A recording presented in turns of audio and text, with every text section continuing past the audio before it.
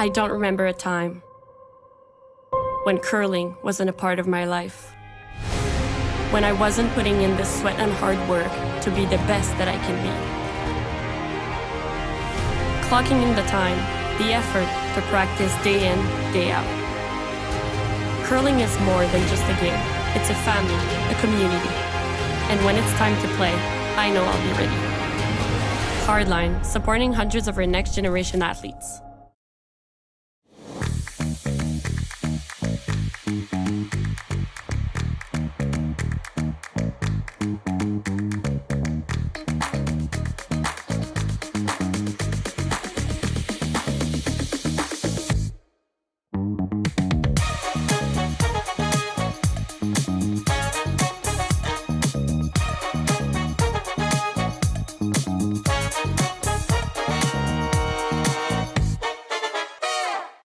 We asked Saskatchewan what they know about 5G.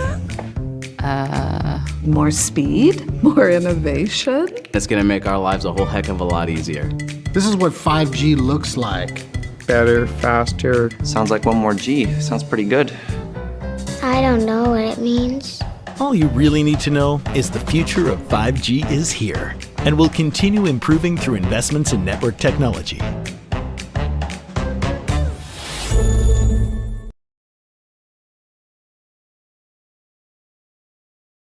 Very warm greetings to you from Swift Current. This is the RBC Dominion Securities Western Showdown. Swift Current Curling Club in Swift Current, Saskatchewan. Our feature matchup. Women's quarterfinals, Kate Cameron taking on Satsuki Fujisawa. Should be an absolute hummer. Hans Frauenlob along with Sam Steep. Here's Team Cameron. Kenzie Elias playing at lead. Brianna Cullen playing at second stone. Taylor McDonald playing at third. Kate Cameron throwing the fourth stones. And for Team Fujisawa, Yorika Yoshida at lead. Yumi Suzuki at second. Shinami Yoshida at third. And Satsuki Fujisawa, the skip. Team Cameron throwing the red stones. Team Fujisawa throwing the yellow stones. Team Cameron with last rock here in the first end. Yeah, should be an incredible game.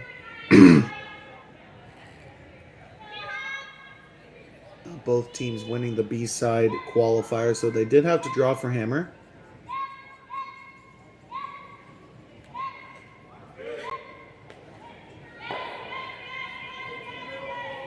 Team Cameron winning that pre-game last stone draw. Putting hers on the lid. Yep, winning that draw already gives you, at the top level, about a 55% chance of winning. You gain 5% rate by just winning that draw to the button. Hammer matters. Yeah. Absolutely.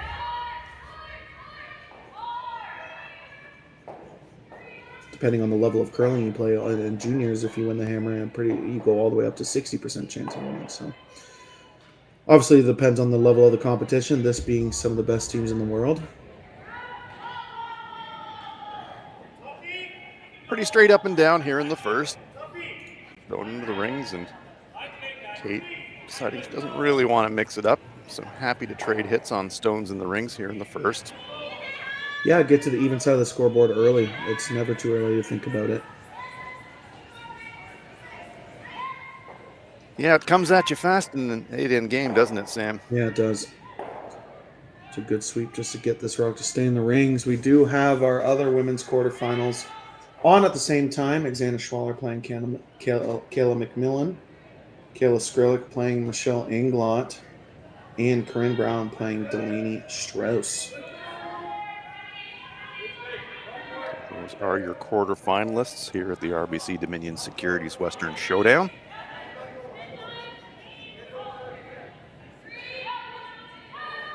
There is a men's A qualifier final on as well. Team Dunstone are playing Team Clyder.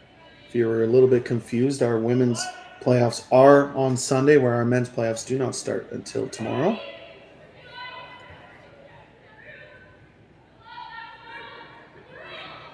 Team Fujisawa, they got fans worldwide Kitmami Yoshida, athlete in our sport with the greatest social media following by far. And looking at the stream, Sam, seems there are a lot of people up in the middle of the night in Japan following their team. They're such a dedicated fan base. Yeah, I had the privilege of commentating one of their qualifier games and had obviously just a ton of fans in the chat. Very fun to see. I think running a big event in Japan would be a hit. It would be sold out very quickly.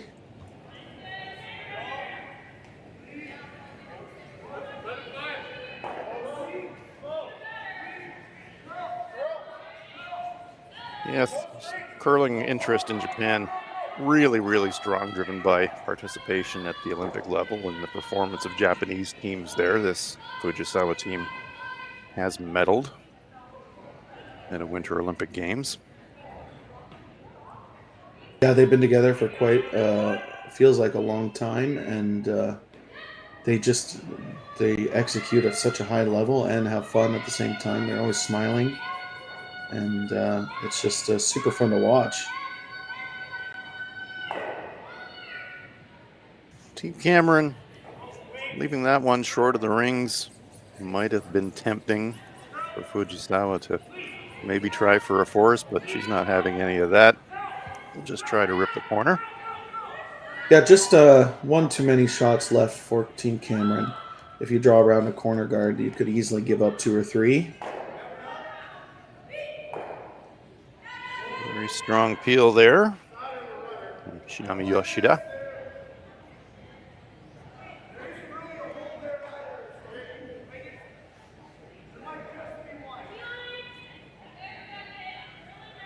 Interesting. I've covered a lot of games involving Japanese teams over the years, Sam, and one consistent element comes through every time when you're talking with Japanese teams about their performance and how they think they can improve. And one thing they come back to every single time is communications.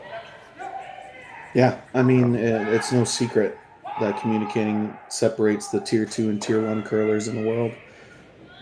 Obviously, they do nonstop talk. When you watch them live, it's just super fun to watch because it's like not even a breath sometimes. It's just constant communication, and nothing gets miscommunicated for the most part.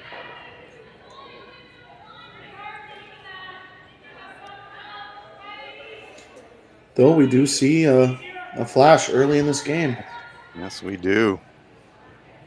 The dreaded flash, and all of a sudden Kate Cameron with a gift she wasn't expecting, a chance to split the house.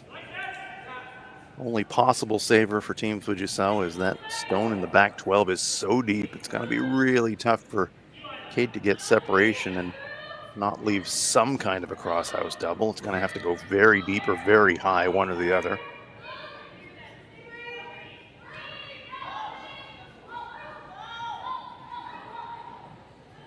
Well, it's not going to be high. This one's going to be at least a T. Yeah, pretty sets up a... I'd have to see the overhead, but it looks like a pretty natural half-rock double. You can see Yoshida and Fujisawa looking at those angles. They can certainly close it up. Yeah, I think how much weight she can throw, put the broom where you want to hit it, and roll basically right beside it. If not, make the double.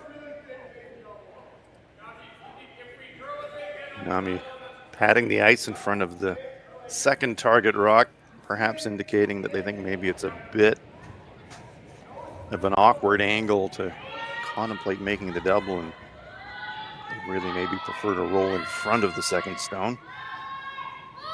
But that's a yawning gulf. That's a 7-foot gap between those rocks. Here it comes. Satsuki Fujisawa trying to go cross house.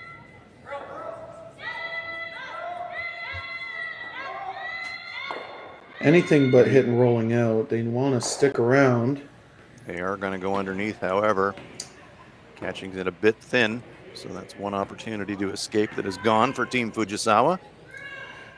Yeah, the reason why I say that is even if they nosed and then Team Cameron noses, you have a pretty natural quarter rock double to get out of this end.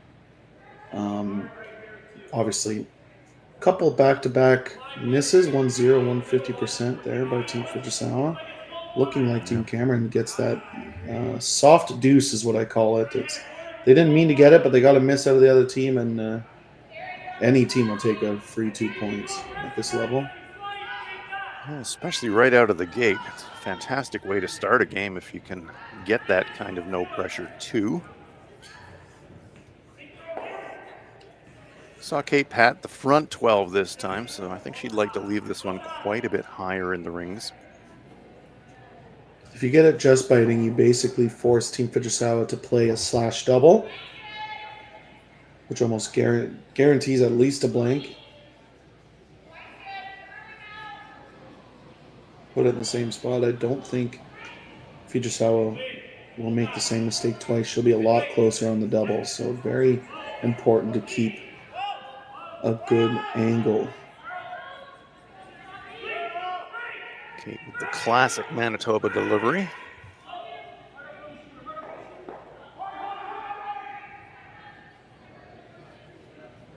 Just looking for this one to be biting just front 8. It's got to slide a little bit deeper though, and we'll set up a finish double opportunity, but certainly an opportunity for Fujisawa to roll in front of the second rock anyways and make it awkward for Kate to score a pair. Yeah, it's about 1/8 of a stone. Could get away with close to a quarter, but I think it's a little bit thinner than that. Yeah, really almost the same amount of contact that she had on her first one. It would be awfully close, yeah. 1/8 of a rock too thin on the last one because of the angle, but 1/8 of a rock here might just make the shot.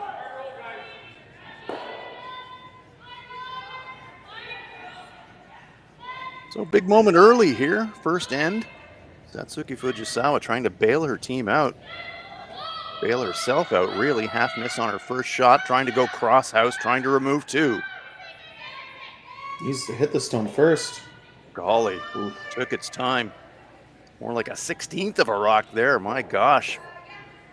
3 half misses from Team Fujisawa here in the first end, and it's hit the paint for Kate Cameron to put a 2 on the board.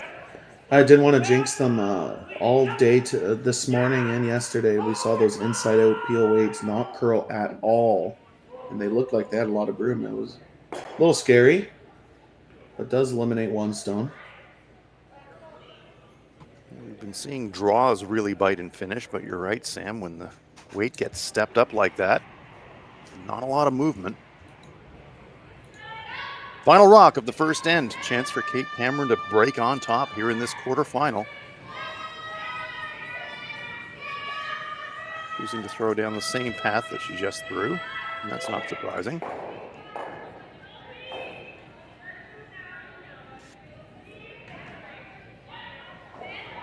Needs a piece of the rings to score 2.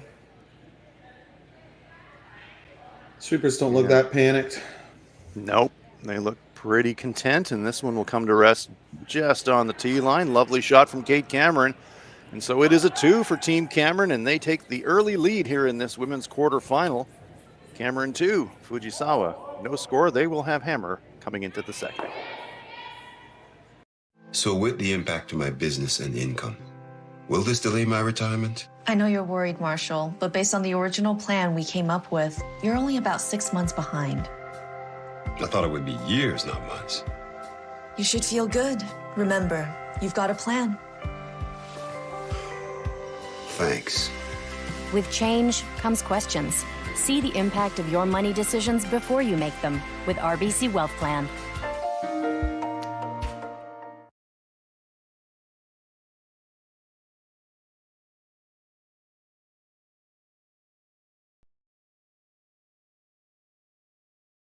Handcrafted in Canada, Hardline's ice pad has revolutionized curling for over a decade.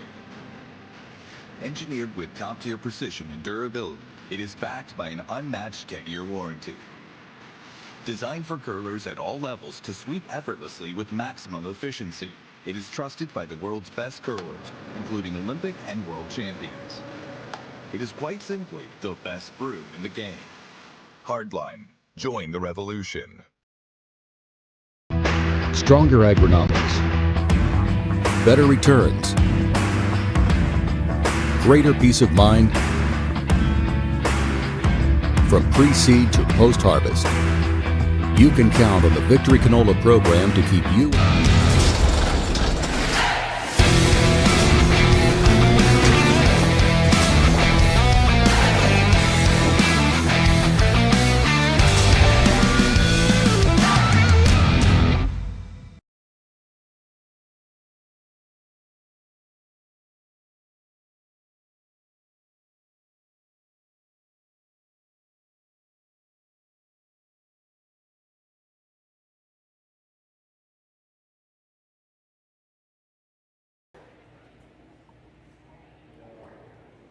Second end is underway here at the RBC Dominion Securities Western Showdown. It's the women's quarterfinal. Kate Cameron taking on Satsuki Fujisawa. Cameron with a pair in the first. Fujisawa with the hammer here in end number 2. Hans Frauenlob here with Sam Steep. Some uncharacteristic half shots from Team Fujisawa in the first, and this corner guard is going over into the weeds and almost on the verge of being unusable. Yeah, just how much it curls. You can throw, we saw it with Team Epping this morning. You can throw a backline hack and hit a rock that's fully buried out of the rings. So that will be very hard to use. Definitely early on in this game, Team Cameron has looked stronger. Obviously, it's only the second end, but Mackenzie Elias.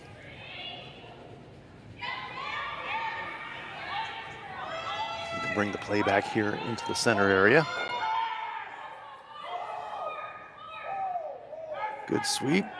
Sweepers know if they can get it to the center line, they're going to cover the shooter. Just about do that.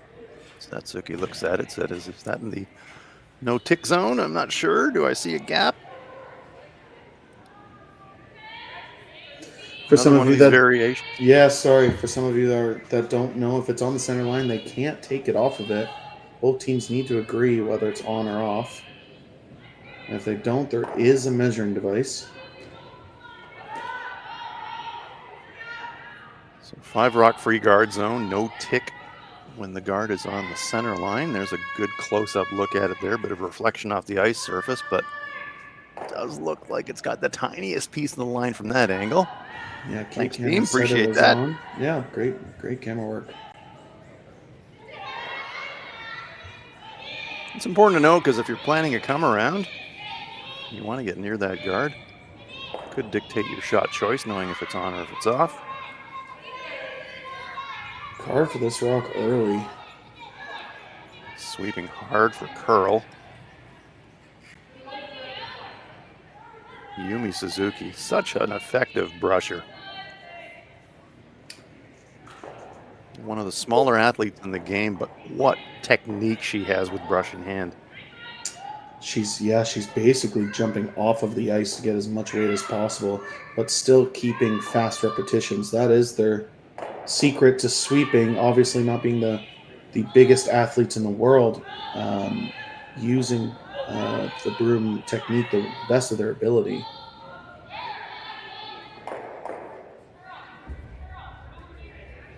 So that great nose freeze forces Kate Cameron to come down and try to rearrange, but this one is going to be pacey and it's going to scoot through and right through the rings.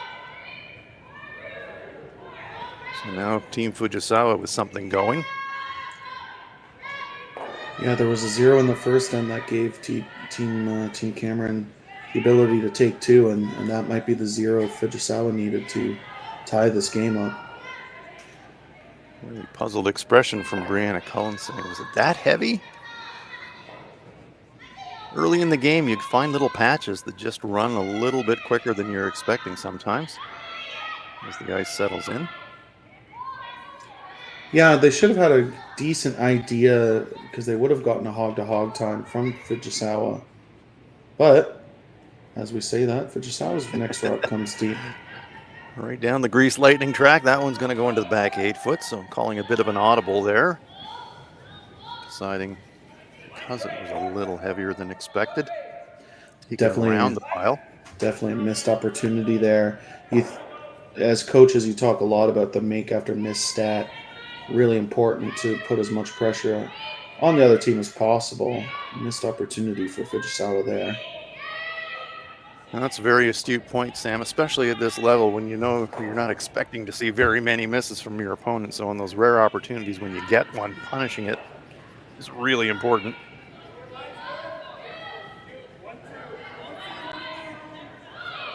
Good adjustment on the weight. Still a wider track.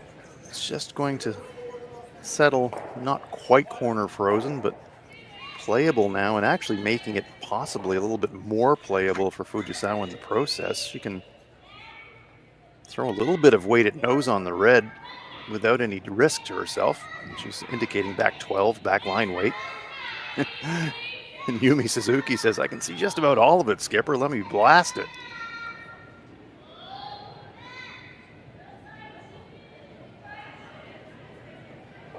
Do you think they're looking just at backline weight, though, Sam? Is that what you're thinking as well?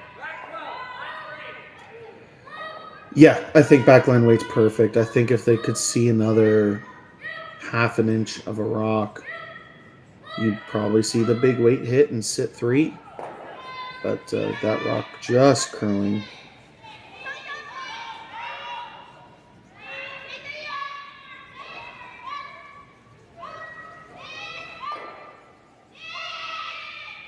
Trying to keep that forward momentum here as the stone really starts to break. Going to make the hit, going to get a little inside flop, push the red stone off the 4 foot. Not enough momentum to push the shot rock off the pin, however. We do think red is still counting 1, but it is in a mighty pile of danger right now with 2 yellow stones right in front of it, Sam. Yeah, unfortunately that overcurl. They needed to keep the angle to make the yellow lined up a little bit better. Now that it overcurled, it does give Team Cameron an opportunity to get another red one in the 4 foot, really shrink that scoring area.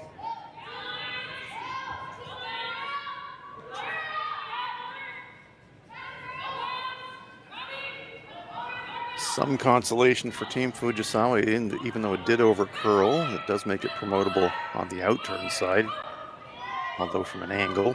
But Team Cameron trying to neutralize that by nose freezing.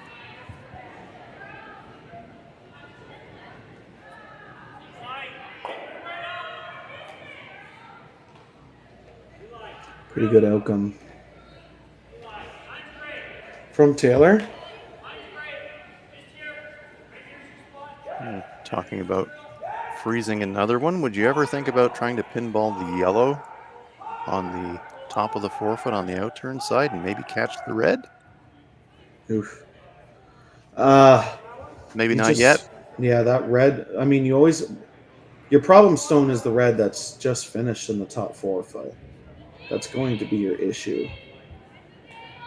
Double tap, be shot rock, and sit 3rd, 4th would be a pretty good outcome.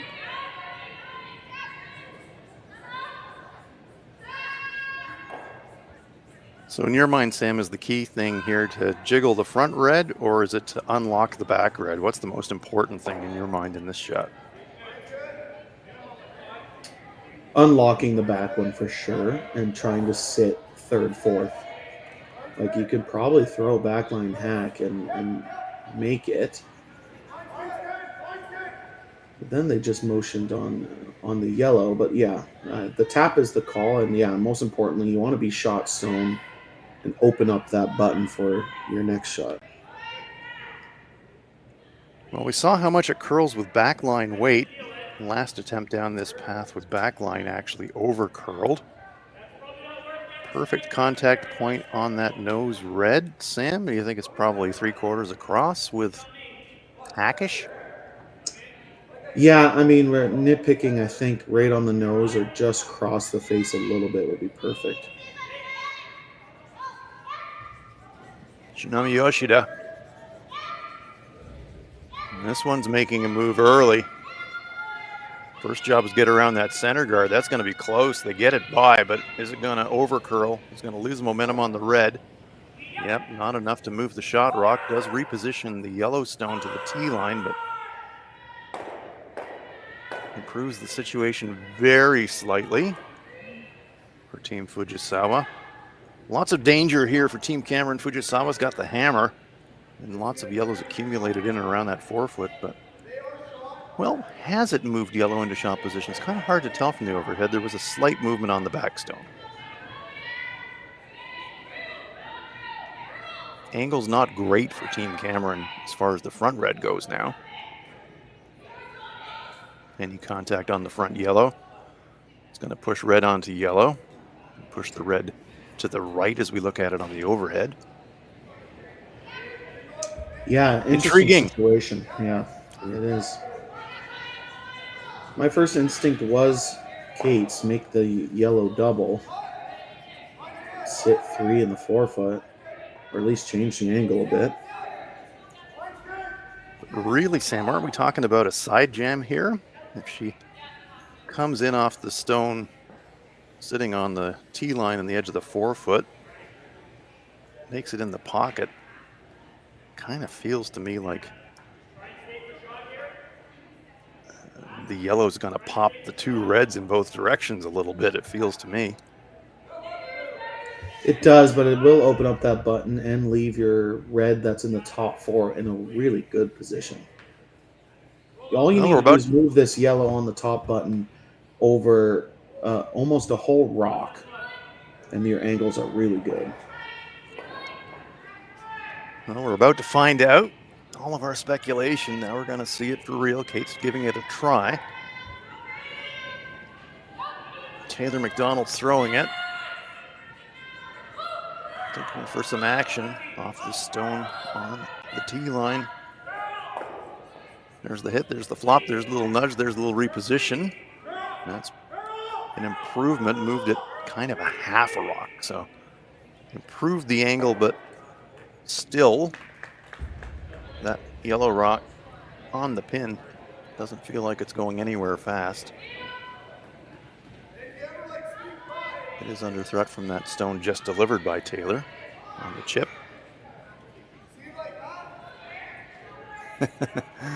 Kitmami saying, well, maybe just blow everything up, run the front, and just... Well, right now, Team Fujisawa is in danger of giving up a steal of multiple. Those reds are in pretty good spots. They need to make this red double and scooch over to the button side. So to move 2 stones, Sam, she's probably going to need to throw hack, I would think. Backline to hack and just move that, change the angles of the red in the back and nudge that other red out of the 4-foot. It would be perfect. So key shot coming up here for Kitmami Yoshida.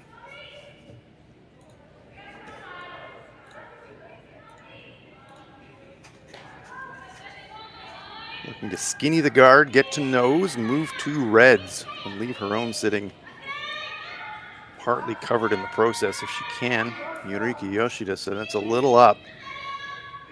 Yumi Suzuki keeping the early sweep on, knowing how much it can snap.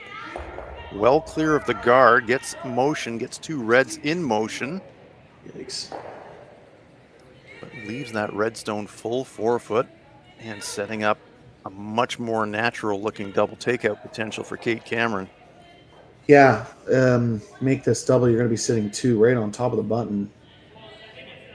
The yellow does jam on the red in the side 4-foot, but probably won't come into play.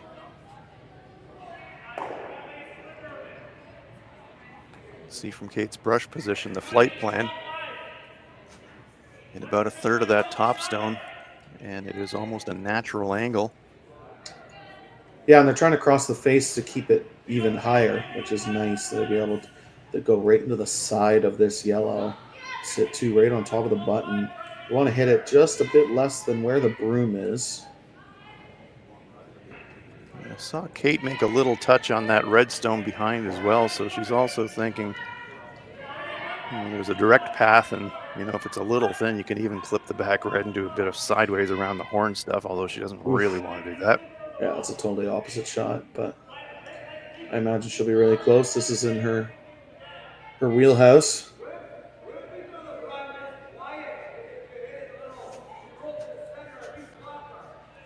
Reset after seeing a bit of debris in the slide path. Fujisawa and Yoshida looking on with concern, and you can understand why.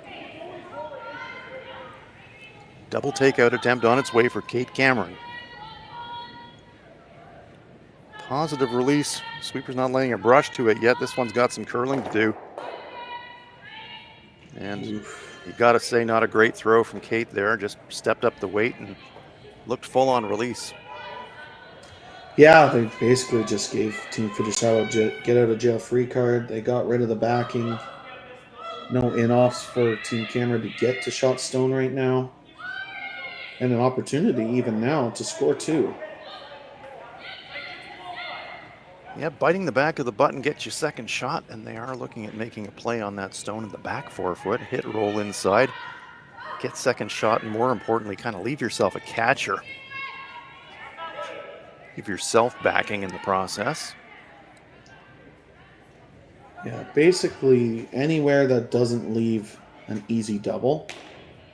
But yeah, if you could bite back button. Whether that's the hit and roll or a draw. Pretty precise, but still looks a lot better than one shot ago. Yeah, I was just going to say, considering how things were looking about 90 seconds ago, pressure has dropped quite a lot, but hasn't gone completely for Team Fujisawa. Team Loco Salare, as they're known in their home country of Japan. See that on their uniforms. Crazy Sunshine. It's a good name for a team that always smiles. Absolutely. Update you on the other games. Michelle Inglot takes 3 in the second to go up 3-1 over Team Skrillex. Kayla McMillan steals one in the first over Xana Schwaller, goes up 1-0, and Corinne Brown steals one in the first over Delaney, or takes one in the first with Hammer. Goes up 1-0 over Delaney Strauss. Does look to be the draw for Satsuki Fujisawa. Yeah, I think the hit you would have rolled just a little bit too deep. The draw is the only chance you can sit second shot. Yoshida and Suzuki on the brush. And this more like a straight guard than a draw attempt. I think them realizing if they drew that Kate Cameron would play the hack waiter and be shot stone. They had to guard to make sure they don't give up a steal. Giving up a steal would be make the comeback a lot harder, even though it's only the second end. So trying to lock in the point. Worry about the second point later as a bonus rather than gamble now. And that's the turn of Kate Cameron to decide how much risk she wants to take. Yeah, they're never going to get shot stone unless they played a run back.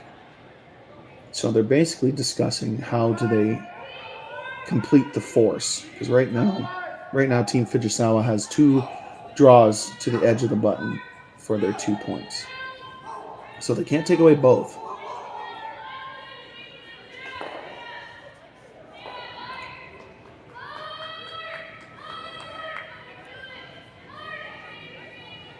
Choosing to take away that in-turn path with Satsuki just through, although it looks to me, if you're looking at it from the hack end, tiny amounts of button available on either side, but a little bit more available on the outturn side for me.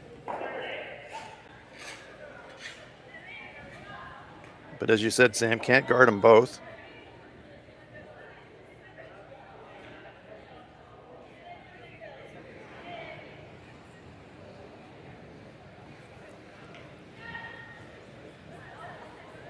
She's getting some input from her teammates down there in the hack.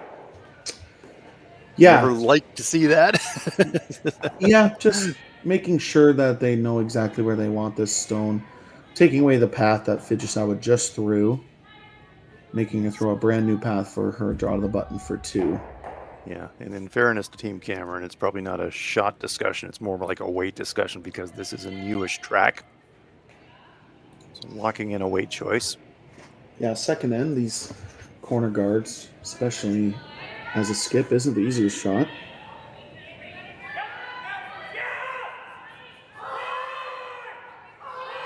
Olin and Elias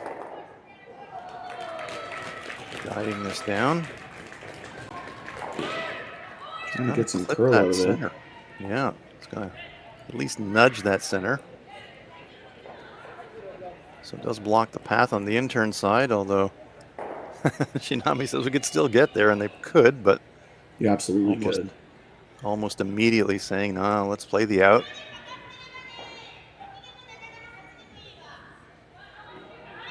Yoshida showing us with her brush. That's where we got to go. They do have a little bit more space on this side as well, fractionally. Yeah, I think so too. You know it's going to come in sideways in the last 4 or 5 feet of the trip. So you're thinking T-line, you're thinking draw the button weight, and you trust your sweepers. Yeah, big momentum shot here to tie the game. Needs a piece of the button. Shots on its way from Satsuki Fujisawa.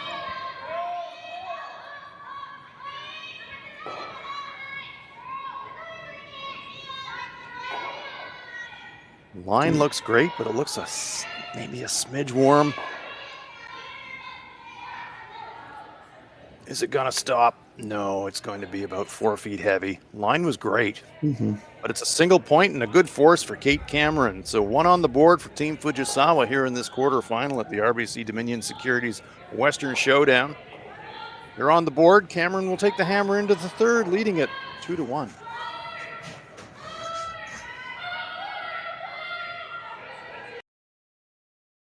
We asked Saskatchewan what they know about 5G. More speed, more innovation. It's going to make our lives a whole heck of a lot easier. This is what 5G looks like. Better, faster. Sounds like 1 more G. Sounds pretty good. I don't know what it means. All you really need to know is the future of 5G is here and will continue improving through investments in network technology.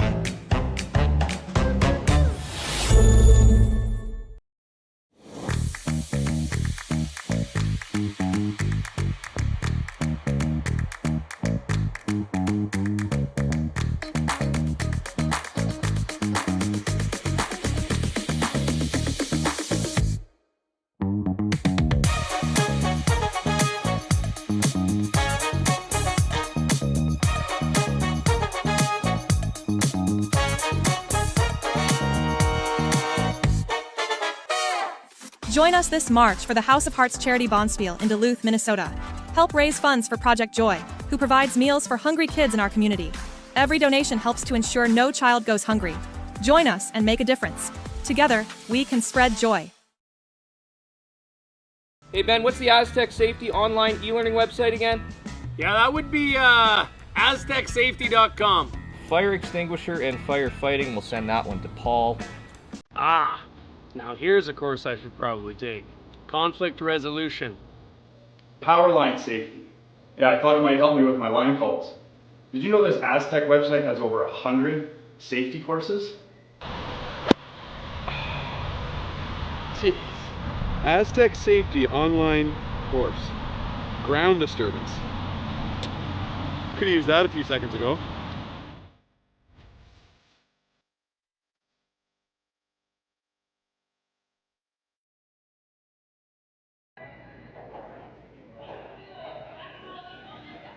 Lead rocks at the third end in this quarterfinal at the RBC Dominion Securities Western Showdown.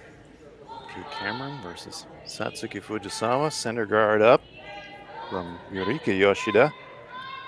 An interesting shot choice in return from Kate Cameron.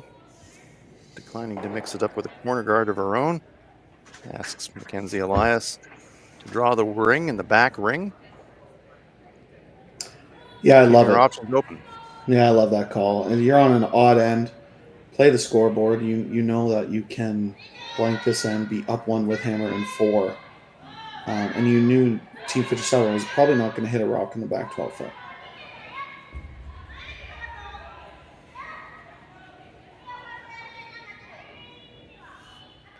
This is the second stone of the end for Yurika Yoshida.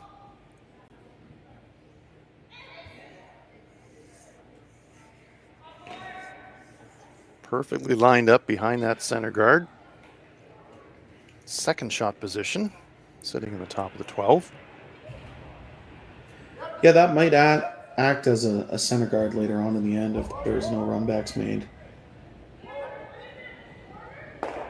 Now Mackenzie Elias.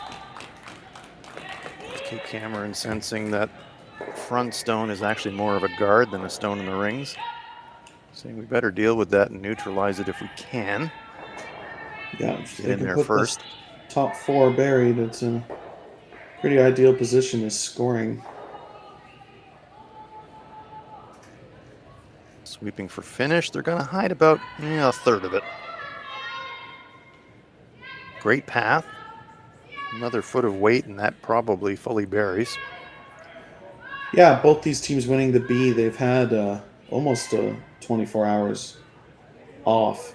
And I'm sure they were watching the Curling Stadium live streams or even live there, but maybe not realizing that it's a little bit straighter today. Haven't put the broom quite in the right spot to make them buried yet. Yumi Suzuki playing follow the leader. Working this one hard, those sweepers think it's light.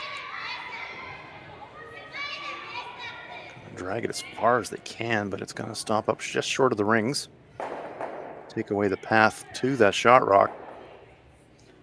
It's been the difference of the game so far is that Team Fujisawa, some uncharacteristic misses while setting up the end. It really does make your vice and skip stones that much harder when rocks aren't in the, the place they called them to be. That missing light gives Team Cameron a big advantage early in this end. Line 2, 1 guarded. Not quite overlapped guards, but 3 guards in front nonetheless. So Brianna Cullen's going to be asked to play her intern and sit it around the front 12 foot by the looks of where Kate patted the brush prior to the shot.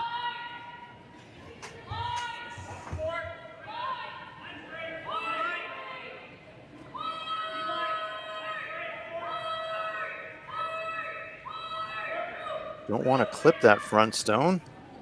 They do sweep it by, and they don't really want to bounce off their own either. It's going to slide just covering the pin. And this is kind of all or nothing time here for Team Fujisawa.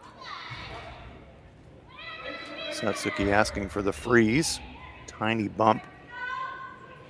It's the kind of shot that if you make it, you turn the end around, you bail yourself out. 4 feet heavy. Nudging the red instead. You're looking at dropping 3 or more. So an important stone here for Yumi Suzuki.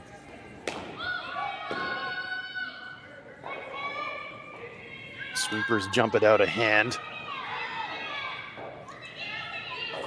Yeah, really big shot here with Cameron's rock sliding about 2 feet deep. Could really shrink the scoring area. Doesn't want to bounce. Yeah, might have even been slightly overswept. Tiniest of bounces. Little nudge, corner freeze, not bad. Bit of a panic sweep it felt to me there, Sam. After leaving that prior stone short, they didn't want to leave that one short. And fractionally overswept it. That's nitpicking. Red is still shot.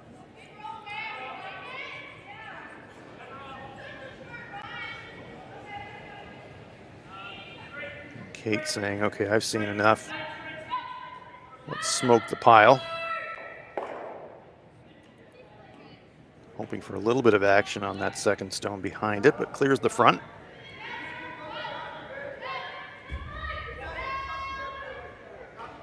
And Satsuki Fujisawa saying, let's wedge another one in here now while we can, because We may not get another chance. Now having another thought. Are they potentially content to overlap a guard and turn this into a straight force situation, Sam? Yeah, this could very well turn into a steal situation.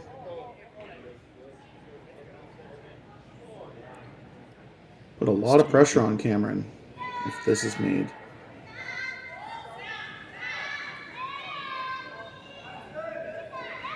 With that pat of the brush in the front ring, Satsuki was just communicating the execution tolerance of Shinami. This one, though, is really curling. So they're going to have to leave it up front. They're not going to be able to get to the stones in the button area. So they do leave it short. Kate Cameron immediately saying, we got to clear that. And there's Shinami Yoshida. Always looking for feedback.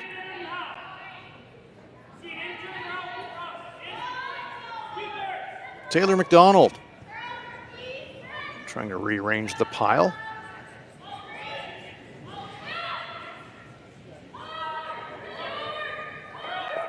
I'm sure Team Cameron will be studying their Japanese as stones go flying left, right, and center.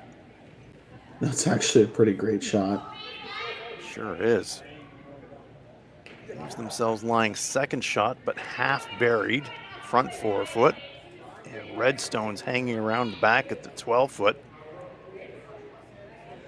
As Taylor says, yeah, I'll take that. Absolutely. Great shot. Yeah, that red the reason staying I in was the back 12 is just incredible. Yep. That brings up a chance of a 3 or a 4 if there's any slight mistake from Team Fujisawa in these final stones. Team Cameron will be going to Japan to play in the New Year's curling event in Japan. Very popular event just after the New Year. Yeah, for a team that's chasing that third wildcard spot at the Scotties. Had a slow start to the season, but it is slowly moving up in the rankings. This qualifying for this event was pretty big for them. Yeah, when you get to mid-December, it seems like every game ramps up and every tournament ramps up in importance as you're trying to peak towards the pinnacle events of that season. Yeah, they're about they're a decent amount behind. They're about they're pretty behind trying to get that third wildcard spot, but they are pretty close at making the Tier 1 Grand Slams. We're currently ranked 20th. Only Canadian teams ahead of them: Christina Black, Chelsea Carey, Kayla Skrellick, Caitlin Laws, and obviously Rachel Holman. Satsuki Fujisawa currently ranked 7th in the world. Right.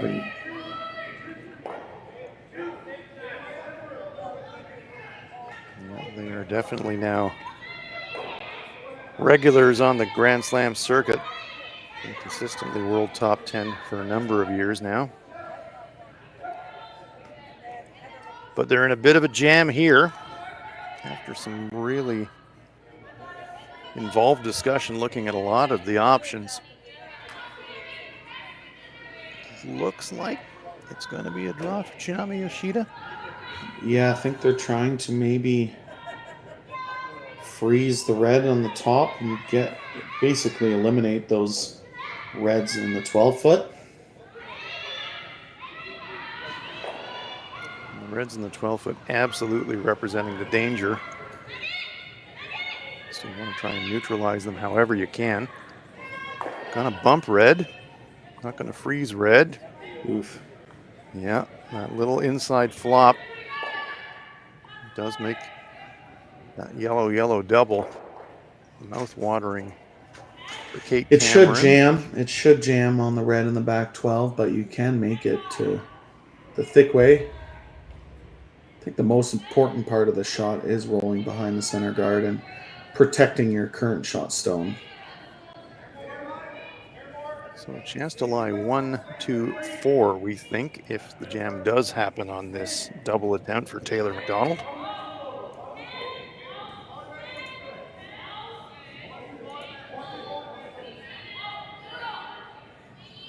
Just keeping it clean, not really hammering it with the brush at all at this point.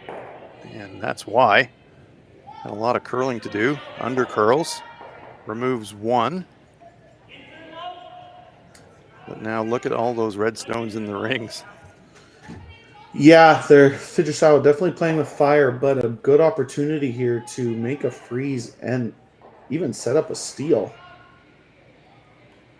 Well, a steal from here would be the Houdini act of all time, really. That was the one why I said the most important part of Taylor McDonald's last rock was to roll to the inside. This is the get out of jail free card. If they can make this freeze, they certainly shrink that scoring area and basically eliminate the other 3 reds in the rings. Can't bounce off, though. If you bounce off, you leave a pretty easy double to sit 4 or 5.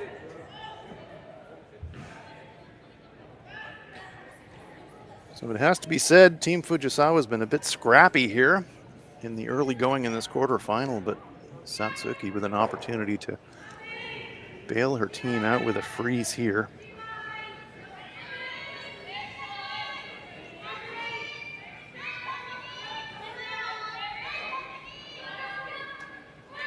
Path looks fine. Where's the weight? Looks heavy. If anything, it needs to curl. Here it comes. Suzuki trying to lock it on.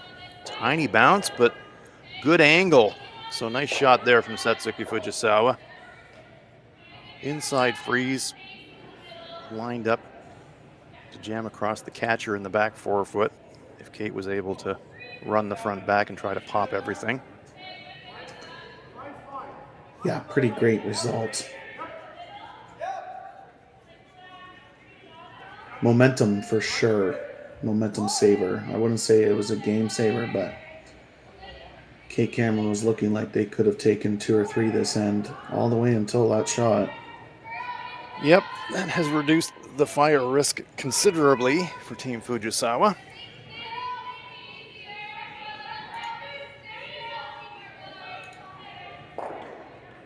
Kate looking at running in that front stone, and I think that's not a bad option for me, especially with all those accumulators on the 12-foot. To me, you kind of want to give yourself a bit of a chance to unlock and keep that big multiple alive somehow, and I think this is the way to do it. Yeah, if you slash that center guard into the yellow in the back forefoot, get rid of 2 yellows, all of a sudden you're sitting 2nd, 3rd, 4th, 5th in a very lonely yellow for Team Fujisawa if this is made perfectly. Yep, I really like this call. Tough shot, but she can make it. Brings 4 or 5 right back on the table.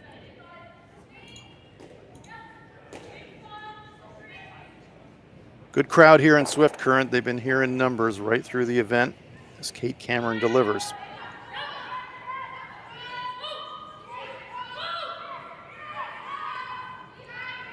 Trying to slash this in and pick something off the forefoot.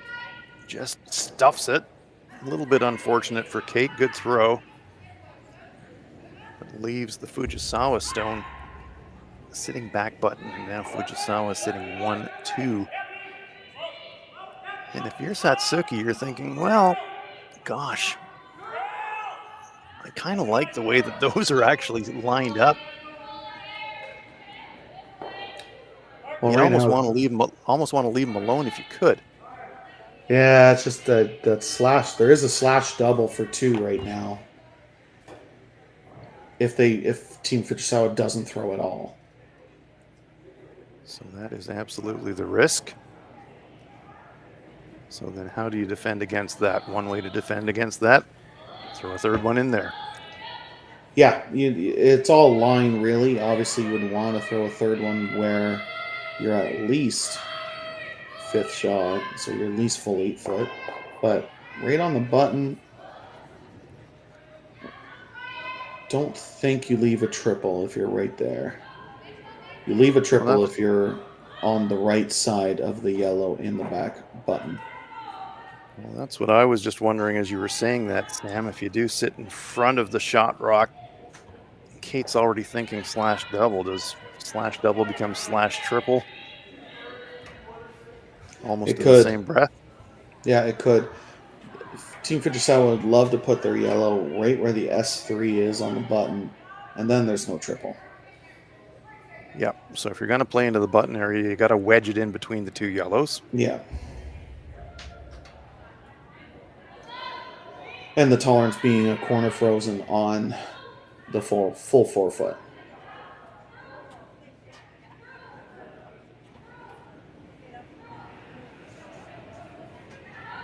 You don't want to make any kind of a play on that stone, the red stone in the 4 foot, because you unlock that, then you run the risk of dropping 3 with a slash double, so you can't make that kind of play.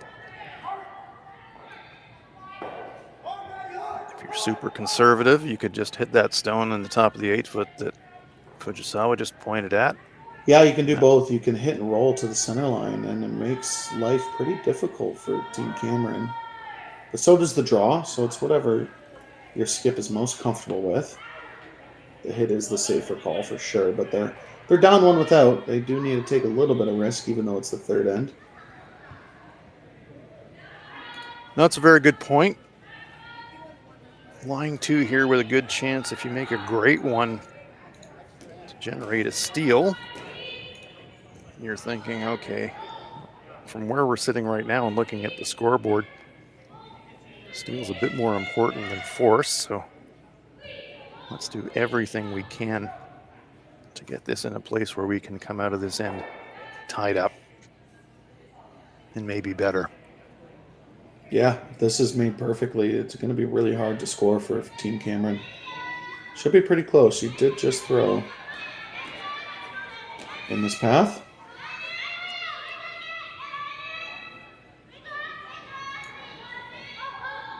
Looks like a slightly narrower line. This one's moving over, but it does need to move over relative to her last one.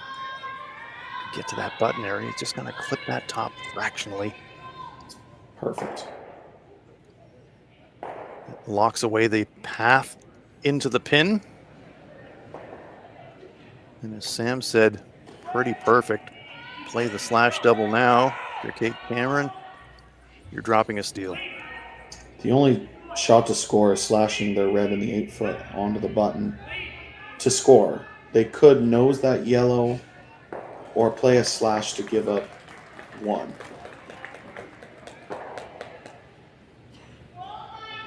What a turnaround in this end, Sam. Yeah, came down to 2 perfect shots from Satsuki that really turned this end around. I think Kate thinks if she hammers this on the nose, she's at least going to get rid of 2 yellows. If that yellow in the 4 foot somehow spins upwards, maybe that rock in the 8 foot comes into play, but the angles aren't good for that. Usually you just hammer this on the nose and let 2 yellows spin out of the 4 foot. Give up a steal of 1 and keep hammer going into the 4th, I think is the end goal here for Team Cameron.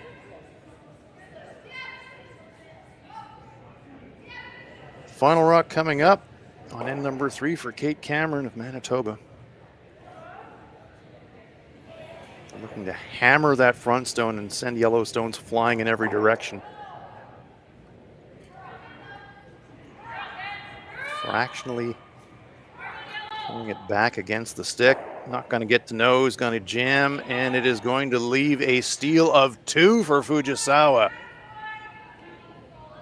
So as quickly as that, from scrambling in the early going, it's a steal of 2 for the team from Japan, and they take a 3-2 lead into the 4th end in this quarterfinal at the RBC Dominion Securities Western Showdown.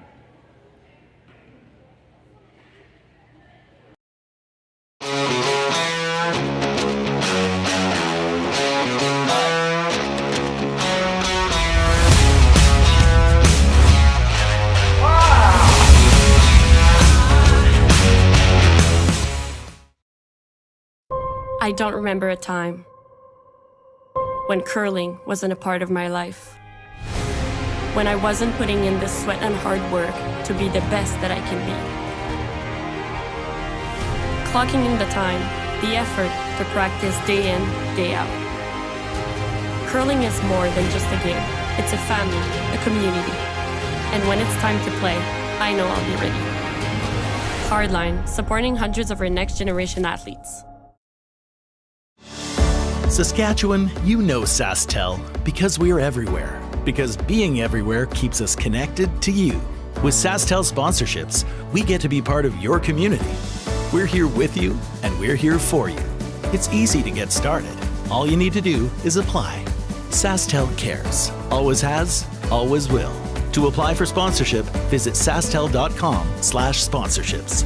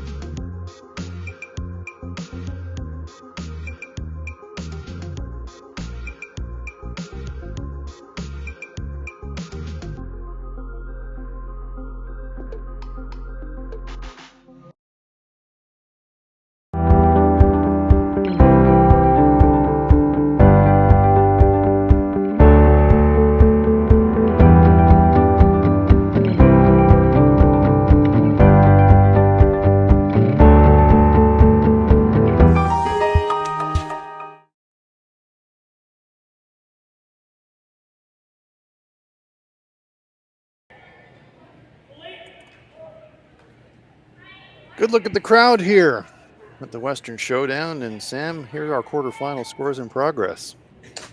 Yeah, an awesome little update here. Some close games with Kayla Skrillick tying it up against Michelle Ingle at 3-3. Corinne Brown up 3-2 over Delaney Strauss. And Kayla McMillan starting with 2 single steals over Xana Schwaller. Winners of these games will advance to the semifinals here at the RBC Dominion Securities Western Showdown. Great crowd in Swift Current, enjoying some fantastic curling. Playing conditions have been terrific. Corner guard up for Kate Cameron. Center guard up for Satsuki Fujisawa.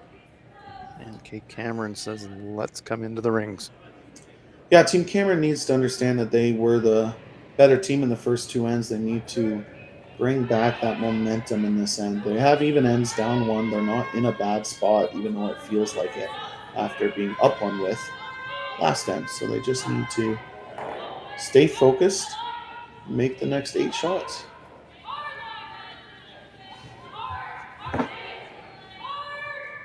Good looking line on this freeze attempt. And that's pretty dead solid perfect. Sitting directly in front of shot rock. Fujisawa says, yep, that's pretty good. We're just going to have to follow it down. Yeah, let the freeze game begin. We love it though, don't we, Sam? Rocks in play, things frozen up against each other, creates all kinds of possibilities mid-end. It is a lot of fun watching the freeze game, making a best, especially when it's to the best teams in the world, top 20, and obviously not wanting to leave the angle where you leave an easy double. Good sweeping. So 3 stones lined up in perfect formation, nearly fully behind that center guard. Absolutely on a tightrope.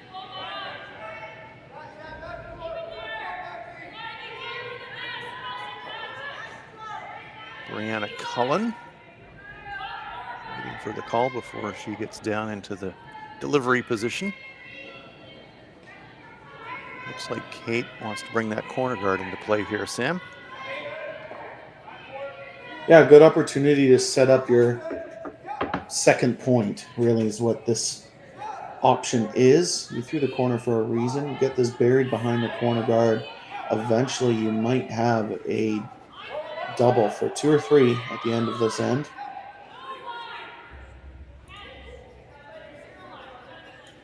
taking its time making a move, but you know it's going to finish. They're going to sweep it as deep as they can to try and get some kind of cover. There you get a good look at that late finish. Wind up hiding about half.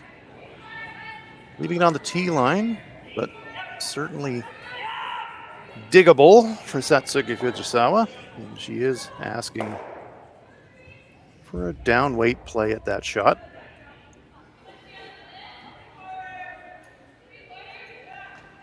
Yeah, seeing half of it. As long as you don't overthrow this, it'll get a nice amount of curl. Yumi Suzuki lining it up. One of my favorite deliveries in the sport. No wasted motion whatsoever.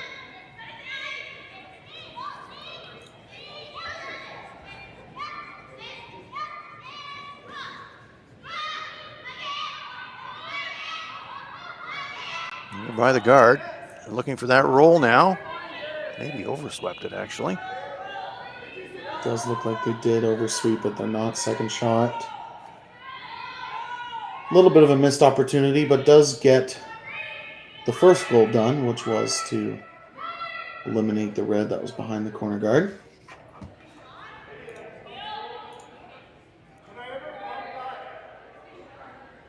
Time to eliminate the center guard, says Kate. Asking for peel weight.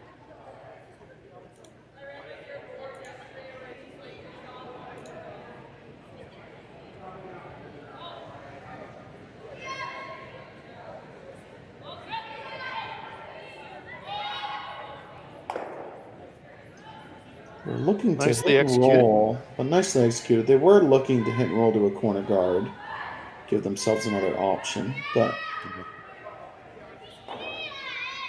would have been a bonus to keep a corner guard after ripping a guard.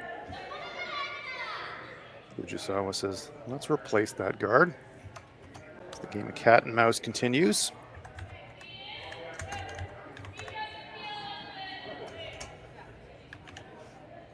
Fourth and 8-end game quarterfinals here in Swift Current.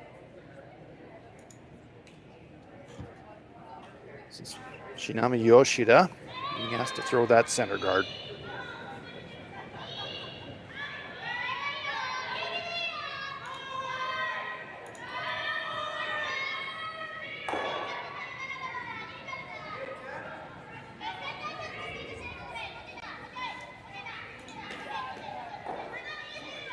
Those stones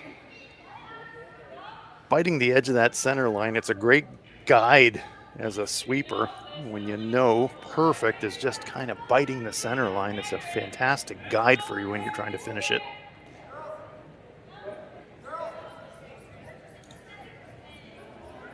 yeah, not a single mistake there. It's pretty fun to watch, and that's that's where the communication comes into play and makes them one of the best teams in the world. Is they almost know exactly where the rock is going to stop.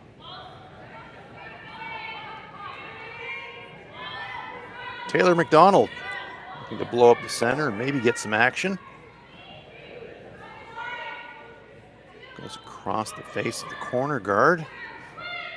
Lines them up in kind of an interesting angle if they had to use that as a bailout shot, but that doesn't seem like it's going to be required in this end. Yoshida.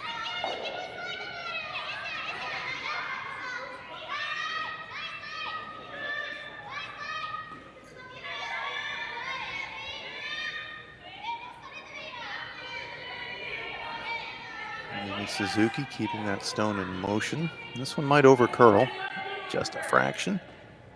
It's going to come a little deeper, but pretty good. Yeah, deep enough where you're probably going to see Team Cameron make the nose run back. I think they need to take it on. This is Vice's last stone. They're just calling a peel. I don't know how that's going to help them, because Fujisawa will just make a better guard. Yeah, at some point, they have to unlock shot rock. This might be the opportunity to do it. Taylor McDonald. This will be a straight peel.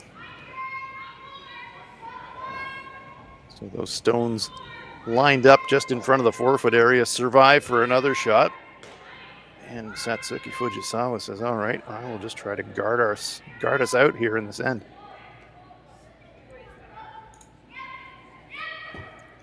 Yeah, it certainly makes Team Fujisawa's strategy very easy. Yeah, make another perfect guard. Yeah.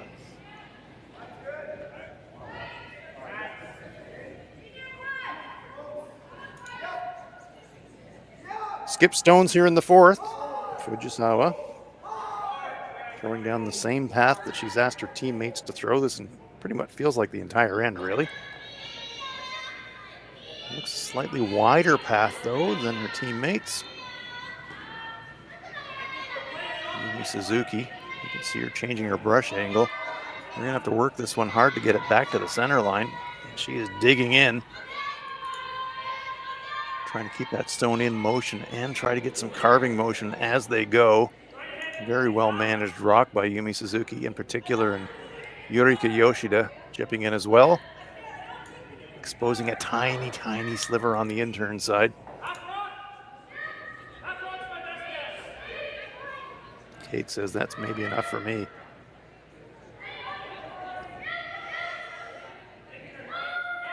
Yeah, now they're talking about the run back and basically a nose run back right now. The good news about being half glass full, the good news about waiting to play the run back one shot later is Fujisawa only has one attempt at eliminating your red stone. If this is made. This is a good call. I like the call, but I do kind of wonder, has those two reds that are out there on the wing, I wonder how well angled they are onto that front yellow. It almost looked automatic. But this is definitely the more direct route to get some motion on those stones along the center line.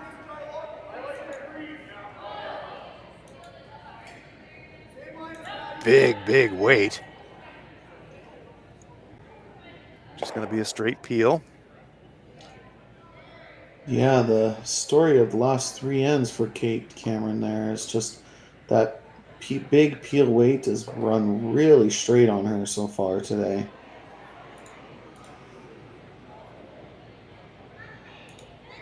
So after a short little bit of speculation around a different call than a straight guard, the brush goes down, and I suspect it will be one more guard and then setting up at worst a force.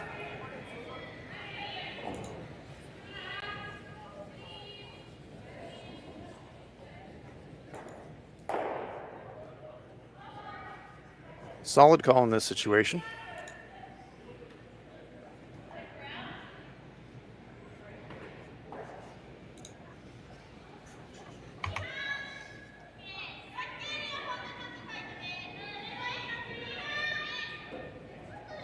Yumi jumped onto that one almost out of hand. Seemed a bit concerned that it was underthrown, but it looks just fine. If anything, it's going to overcurl. Yep, it's going to show 2/3, and so Kate not even looking at it. She could pop the top yellow onto the red and score one that way, but she says, I'm not even going to throw that. I wrecked the guard, and that's not good, so I'm just going to draw. So mission accomplished in one sense for Team Fujisawa.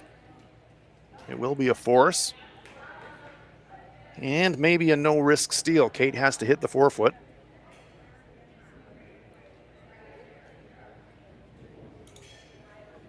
Good defensive end from Team Fujisawa, though, Sam. They really defended that early setup well right through the end. Yeah, to continue to keep the pressure on Team Cameron. This is a big momentum shot.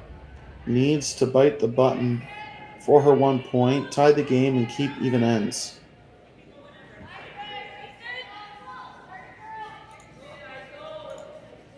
Cullen and Elias on the brushes.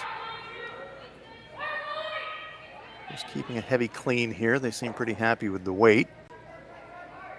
Well, This one's got a bit of momentum. It's got some stopping to do. Is it going to go deep? Is it going to slide through? Yes, it's going to slide through the 4-foot, and it will be a steal of 1, I believe. We'll just wait for confirmation, but it looks like yellow to me.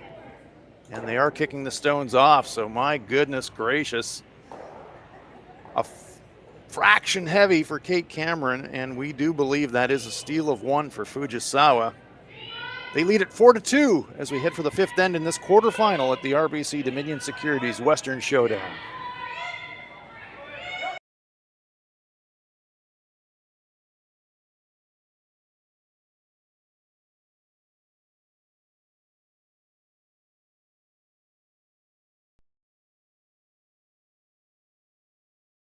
Hey Ben, what's the Aztec Safety online e-learning website again? Yeah, that would be aztecsafety.com. Fire extinguisher and firefighting, we'll send that one to Paul.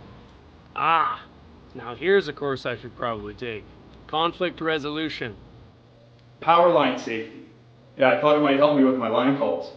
Did you know this Aztec website has over 100 safety courses?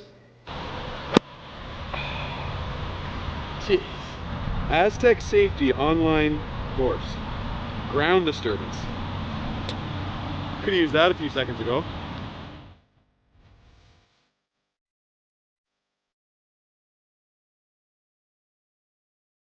For over 20 years, the Sandra Schmirler Foundation has granted more than $9 million to hospitals across Canada for life-saving equipment for premature and critically ill babies. In the past 4 years alone, $4 million has been granted thanks to the curling community's incredible generosity. The need continues year-round, and with your help, we can ensure every baby has the chance to grow up and become a champion, just like Sandra.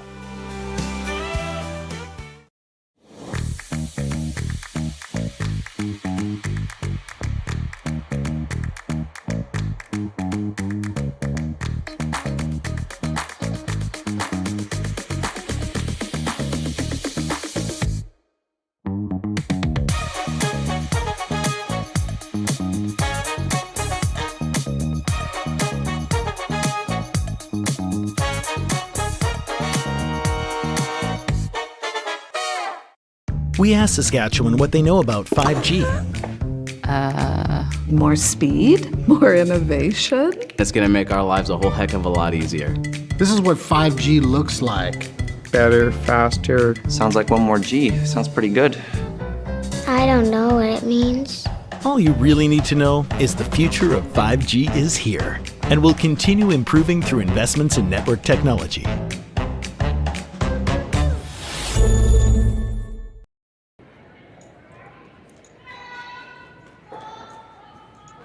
Fifth end of this quarterfinal in Swift Current at the RBC Dominion Securities Western Showdown. Kate Cameron versus Satsuki Fujisawa.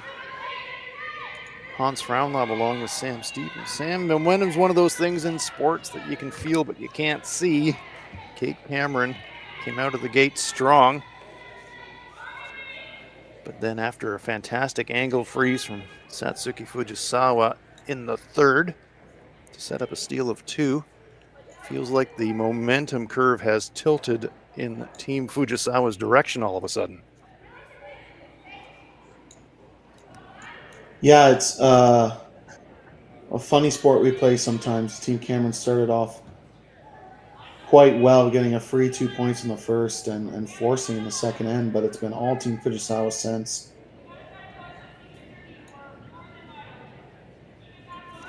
Cameron's got hammer here in 5. Corner guard up, trying to go around. Mackenzie Elias. Hiding 2/3.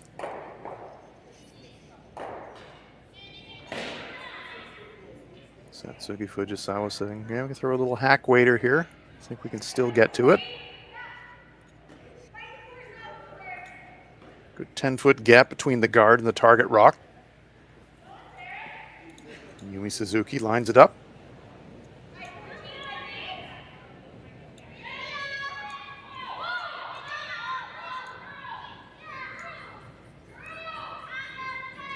This one looks full, if anything. Sweeping for curl now. Yeah, trying to keep the momentum so they can push this stone through the rings and get a bit of a roll. Push the stone through the rings and they get a bit of a roll. Not enough to hide, but good shot. Good team shot there from Team Fujisawa.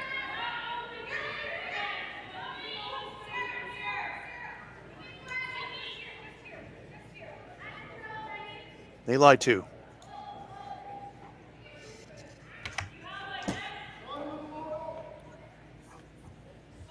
Yeah, pretty good start for Team Fujisawa. Obviously, Kate Cameron wanting to score multiple here in this end. Take 2 or 3 and try to build some momentum. And she's got a couple of guards up. She doesn't have to go crazy. She's got a lot to work with here.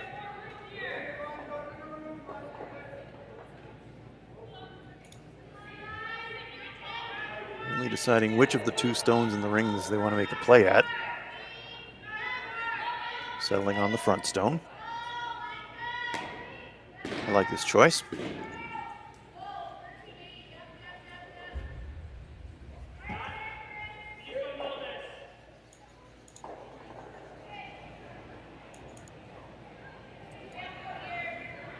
Realizing they didn't want to get boxed out. Make the hit and roll behind the corner. You get a 2-for-1 shot. Exactly right.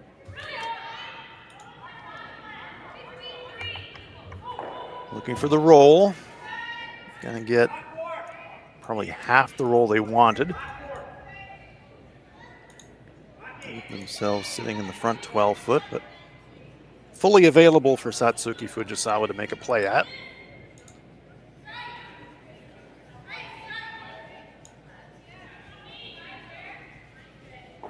So that is knee weight instead of ankle weight in the communication system of Team Fujisawa.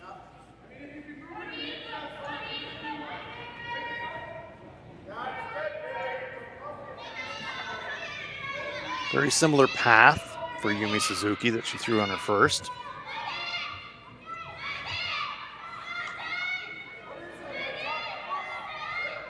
Boy, I'm gonna have to work hard to get contact. Satsuki willing that stone off the rings. Yeah, great sweeping.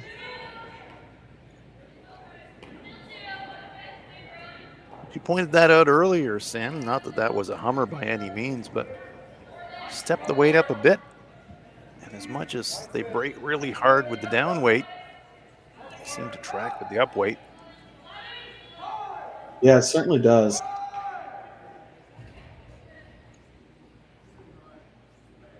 I think that's going to be a common theme today and into tomorrow on the men's playoffs. Just getting a little bit straighter than they want to. That's not unusual as you get a lot of action through a tournament.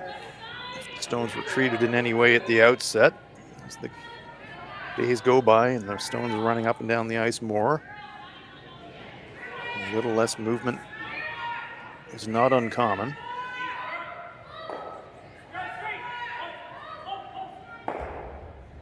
Nose hit.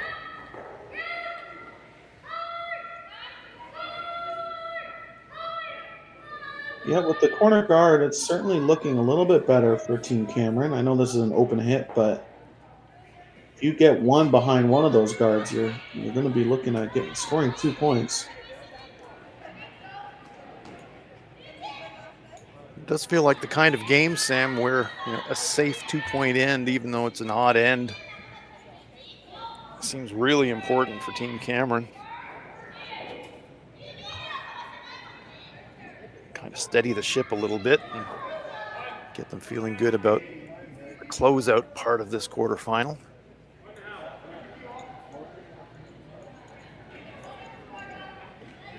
It does feel like a must score end for Team Cameron.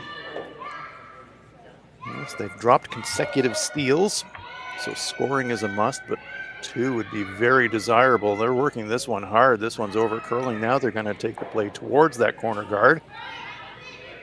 Pop out half on the outside, but Kate Cameron says, thank you very much. Here's our chance to use that corner. Yeah, that rolled to basically the worst place it could have rolled to. It almost would have been better rolling out.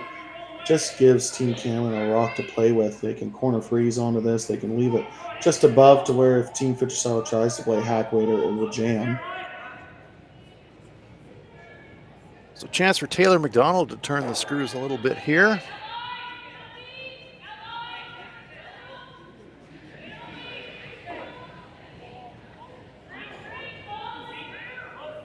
Looking to duck around that corner and corner freeze the Fujisawa stone. That's well by the guard.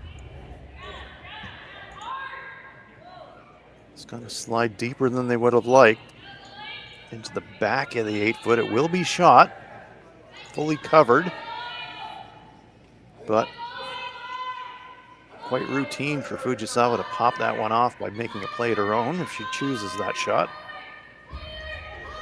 Yeah, unfortunate. Yeah, it is shot rock, but it is pretty easily eliminated.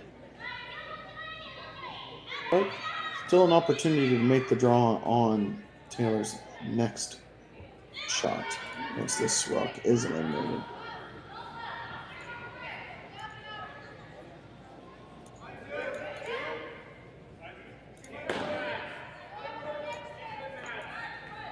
So Shinami Yoshida, a chance to make amends for that half shot on her first one.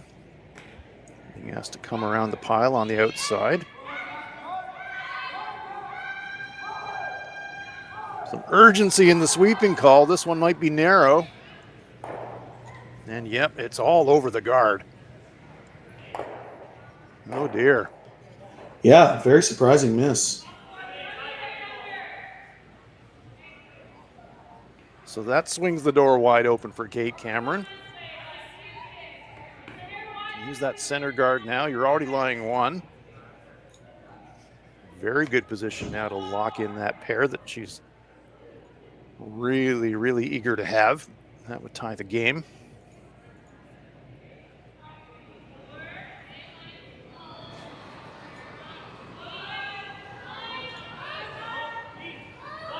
Different draw path for Taylor on this shot. Wide on the intern side for her, the right-hander.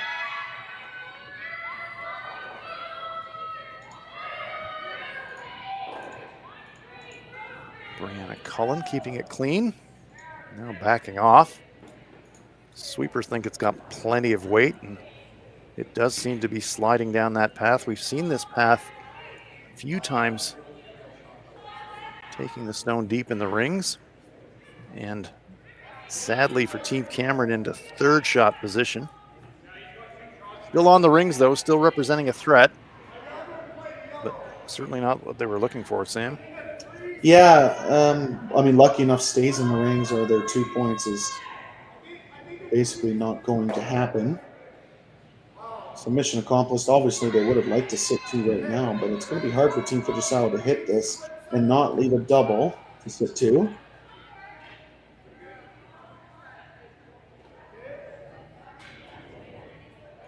What they're looking at is if we hit that yellow just off nose, do we get action on that one in the back going by? I'm not sure that they do.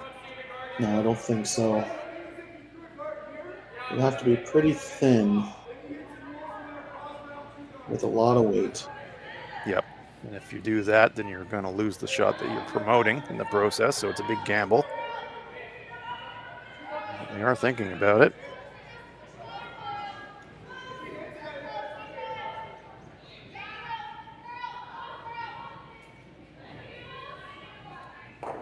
Skips rocks here in the 5th end. Team Fujisawa leading it 4-2. Team Cameron threatening here. They've got hammer here in 5.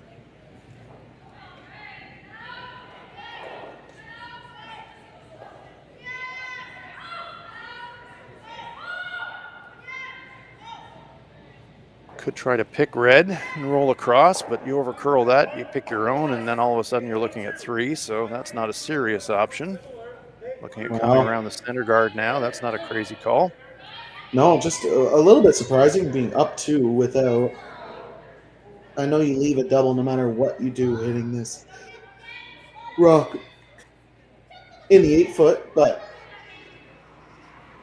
this kind of brings 3 into play. Yeah, I think the risk-reward equation here is really how do we feel about our chances of generating a force versus how do we feel about our chances of avoiding dropping 3? And that's kind of the equation that they've been weighing up here as they consider their shot choice. Partly playing the scoreboard. 2 up. Shot's on its way. Choice has been made. It will be the come around the center guard for Satsuki Fujisawa.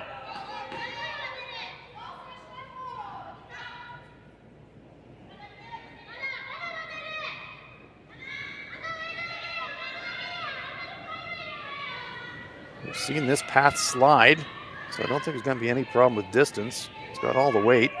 It's got to be about the line now. Try to get fully hidden. And that is pretty good. 3/4 buried. Good.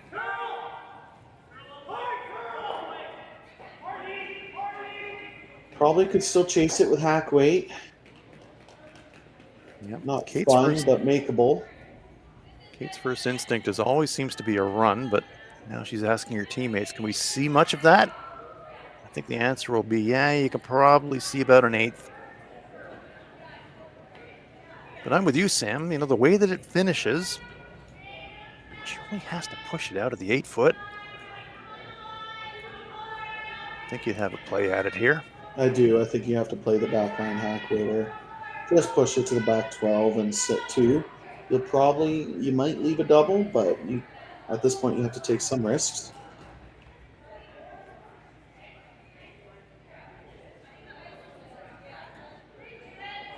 Lovely draw there from Fujisawa. She's been really bailing her teammates out in a lot of respects with key draw at a key time.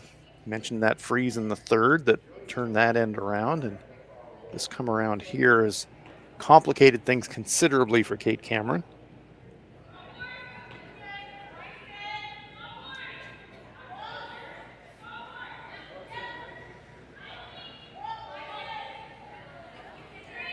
All the discussion is about how much weight she wants to throw at this.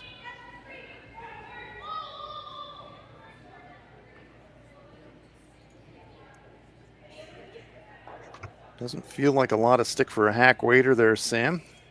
No, it is a little straighter, but yeah, it's not a lot of room. Pair of very strong sweepers in Brianna Cullen and Mackenzie Elias. So perhaps showing confidence in Brianna on the inside sweep to hold line.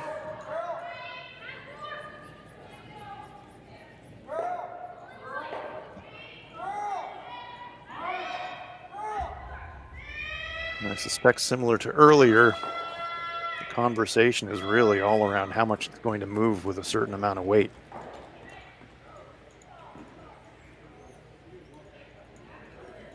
It often looks very different when you get down to the hack end too, though, doesn't it, Sam? Yeah, you line it up and you're thinking, okay, we can see an 1/8, and then you go down and you see what you can actually see, saying, oh, I can hardly see anything here. Don't really like it as much as I thought. So they will come up and have another look. Yeah, time to talk about it. No matter what she plays, it's going to be a hard shot.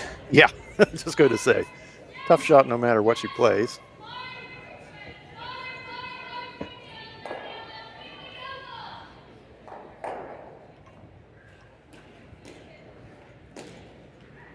I suspect a lot of the discussion is just around even dropping the weight. Now they're talking about potential corner freezes. I mean, you could even, on the intern side, say, yeah, maybe don't even have to throw hack weight. Maybe I'm content just to push it across the 4 foot and expose it. So maybe not even worry about pushing it out of the 8, but just push it deep in the 4 foot.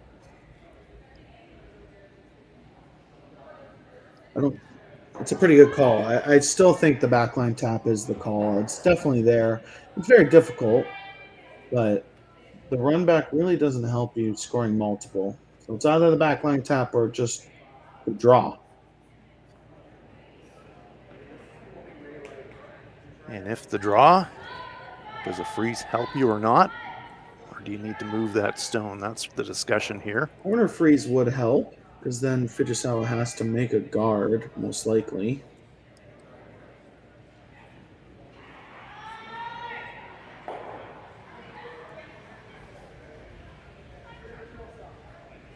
like there was a bit of a discussion around going around that stone on the outturn side, but after all is said and done here, brush position, are they trying to pick that thing, Sam, or are they running the front? Maybe they're running the front one into the yellow on the side 12 and sit second, third. It's not the worst option in the world either. Kate again from the hack end. Saw that brush and she saw something she didn't really like, so here always get a bit of a line adjustment now. That brush goes out another 2 brush widths. Kind of where they had the stick originally, really. Still tight ice, and it does feel to me like she's just trying to pick this thing. Does certainly look like that, doesn't it? Well, it's gentle weight.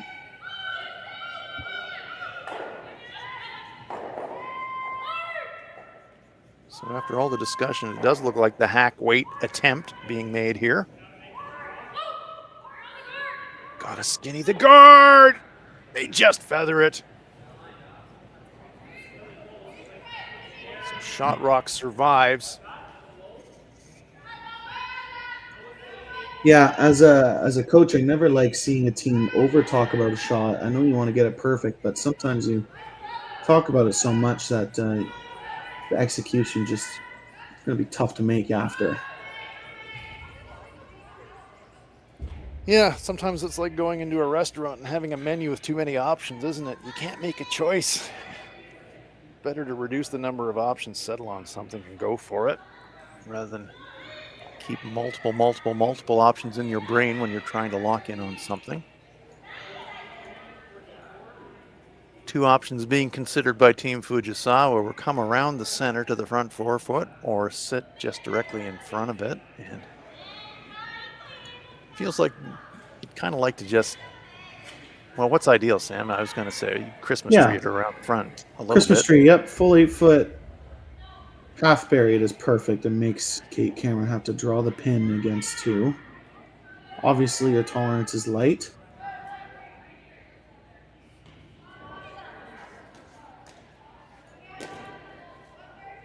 Satsuki on the drawback.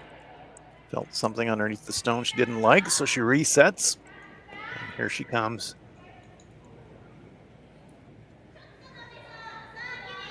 Similar line, similar path to her first stone, so it should feel quite familiar. And Suzuki holding 3 fingers in the air. That's tight guard zone, weight-wise. So now they're going to play a straight guard. Don't want to leave a gap up the middle, so they close that off, cover the shot rock. Mission accomplished. Force has been generated by Team Fujisawa. Kate Cameron putting the brush down outside the edge of 8, and she's just going to have to draw full 4-foot, score a single point. Consecutive steals for Team Fujisawa, and threatening again here in 5. Could it be a 3rd consecutive steal?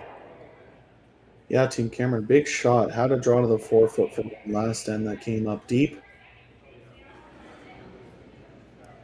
Keep themselves in this game. Needs full 4. Last rock on its way for Kate Cameron. Kenzie Elias, Brianna Cullen on the brushes. Keeping it clean. They'll be mindful of that draw that slid through the 4-foot, so I don't think they're going to make a sweeping mistake heavy this time. Stone coming into the button area, and that is dead solid perfect. Right on the pin for Kate Cameron, keeping her and her teammates very much in this game. Single point for Team Cameron. Good force for Team Fujisawa. We head for the 6th end in the RBC Dominion Securities Western Showdown. It's Fujisawa 4, Cameron 3. So with the impact to my business and income, will this delay my retirement? I know you're worried, Marshall, but based on the original plan we came up with, you're only about 6 months behind. I thought it would be years, not months. You should feel good. Remember, you've got a plan. Thanks. With change comes questions. See the impact of your money decisions before you make them with RBC Wealth Plan.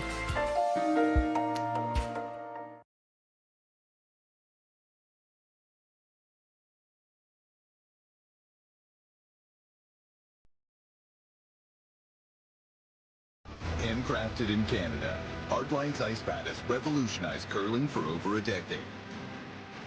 Engineered with top-tier precision and durability, it is backed by an unmatched 10-year warranty. Designed for curlers at all levels to sweep effortlessly with maximum efficiency, it is trusted by the world's best curlers, including Olympic and world champions. It is quite simply the best brew in the game. Hardline. Join the revolution.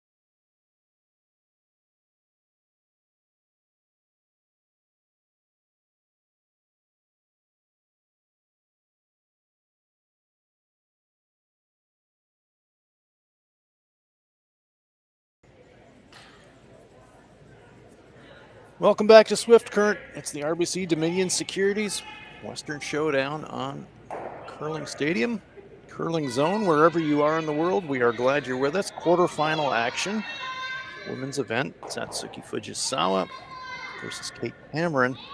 Fujisawa forcing Cameron to a single in the 5th. They've got hammer here in end number 6. Just after 4 a.m. in Japan, and I know the Japanese fans are either up really late or up really early, Sam. It's kind of hard to tell, really, at 4 a.m., but we're glad they're along with us. Yeah, we're not going to complain about it, that's for sure. Though obviously, some dedicated Team Fujisawa fans in the chat. Some sleepless Fujisawa fans in the chat, you would think. A lot of coffee and energy drinks being consumed, I would say, if you're following your team at 4 in the morning, and that's dedication. Most of their curling fans are probably used to it at this point. That's true. Years of training. Yeah. Center guard up for Cameron. Fujisawa throwing a stone into the back 8-foot. Kenzie Elias will try to snuggle one in behind that center guard. Yeah, no secret for Team Cameron is basically going to play to steal the rest of the game, especially at least this 6th end. Yep. You're going to be going hard for a steal or a force, but if you're going to go all out, this is the end to go all out if you're Kate Cameron. This one, however, will come up short. It's going to come to rest. Well, has it bitten the rings? Fujisawa patting her brush behind that stone, indicating that they can hit it, so that tells us that it is in the rings.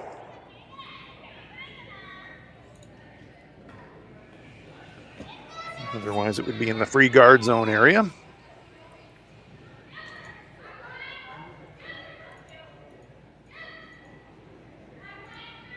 Still a lot of precision here for Yurika Yoshida. Can't clip that center guard, it's biting the center line.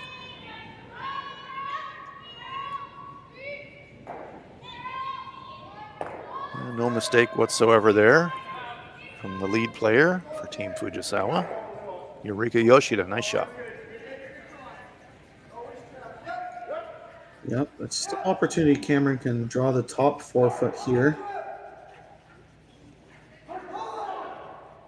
Yeah, good execution from Yurika. The lead position, you're playing so many guards and freezes. When you get a chance to throw the up waiter, you just want to be able to show that, yep, I've got that shot too, and Yurika threw it perfect.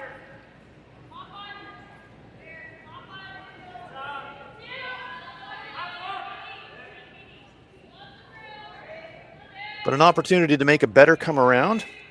This one is going to slide past tee. It's going to come to the stone in the back ring.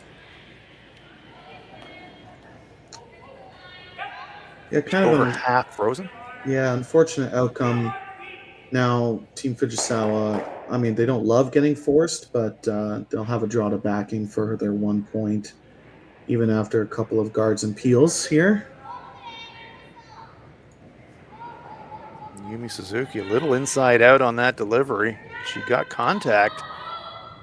No, blows it by. My. Huge miss there. You can just see it out of hand, Sam.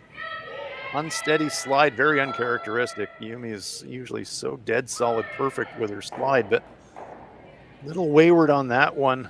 Blows it by the center guard, and all of a sudden Kate Cameron with a chance to stack it. This one could really turn this end around.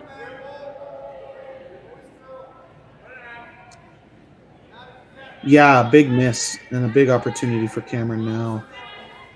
Last time Team Fujisawa threw a flash, they gave up 2 in the first end. Not to speak that into existence. This one's going to flirt with that center guard. They do get it by. Well swept. Very well swept. Dragging it all the way around that center guard and almost biting the front forefoot. Yeah. Great adjustment, great shot.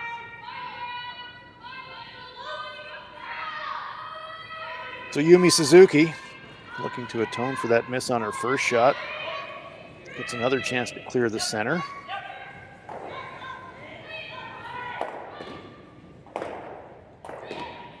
Hammers it and gets some action on that stone just delivered. So good cleanup job there from Yumi. Does leave the guard sitting just off the center line, but that improves the situation a lot for Team Fujisawa. Yeah, very much a big shot needed there. They would have looking like steal opportunity if that's not made. Still a pretty good situation though for Team Cameron. That guard stone taking away one pass to the button. They've got a shot rock in the back ring.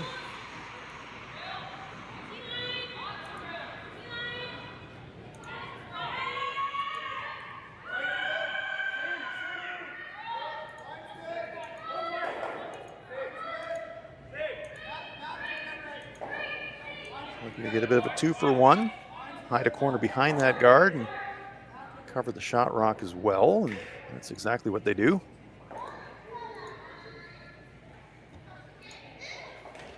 Yeah, pretty much perfect. No mistake there.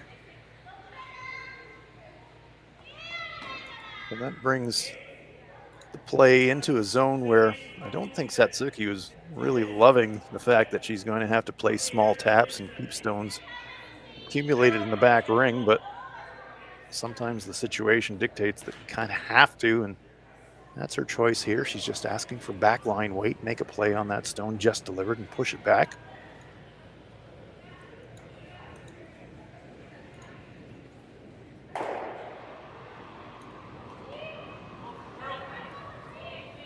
Shinami Yoshida.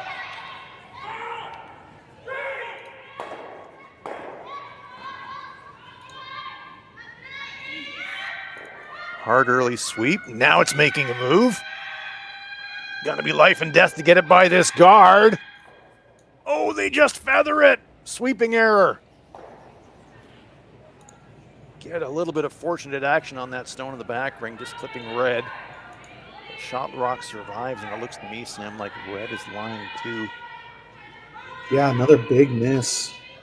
14 Cameron, an opportunity to put a ton of pressure on Team Fujisawa here in the 6th.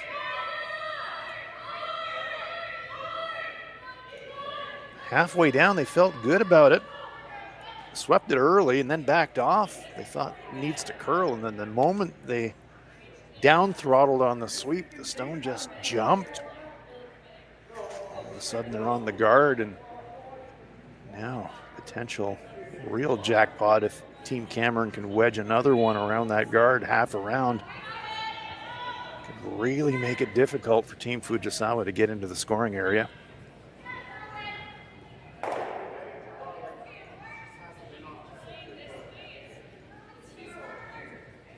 Big opportunity here. I would like to try to get to top 4 foot. You want to make sure you line it up where when they play the run back, it jams. Pretty much where she's got the brush. That would be a great position. They're talking about their options. What happens if they run that Yellowstone in?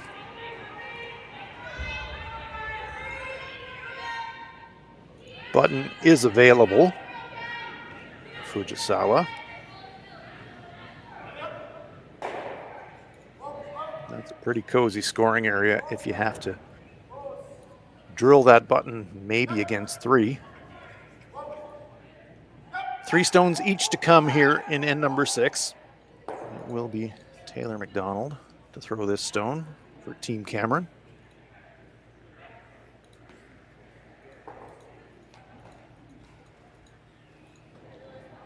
But I'm with you, Sam. You feel like you want to be second or third shot with this delivery. That would be absolutely ideal. Yeah. More importantly, as you said, kind of wedge in against that run.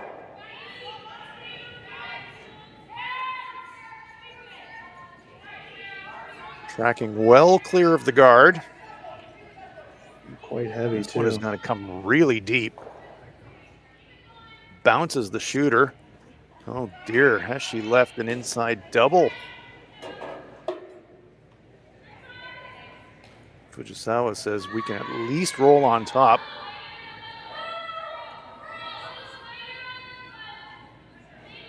The law firm of Yoshida and Yoshida coming up to have a look. Joined now by Yumi Suzuki.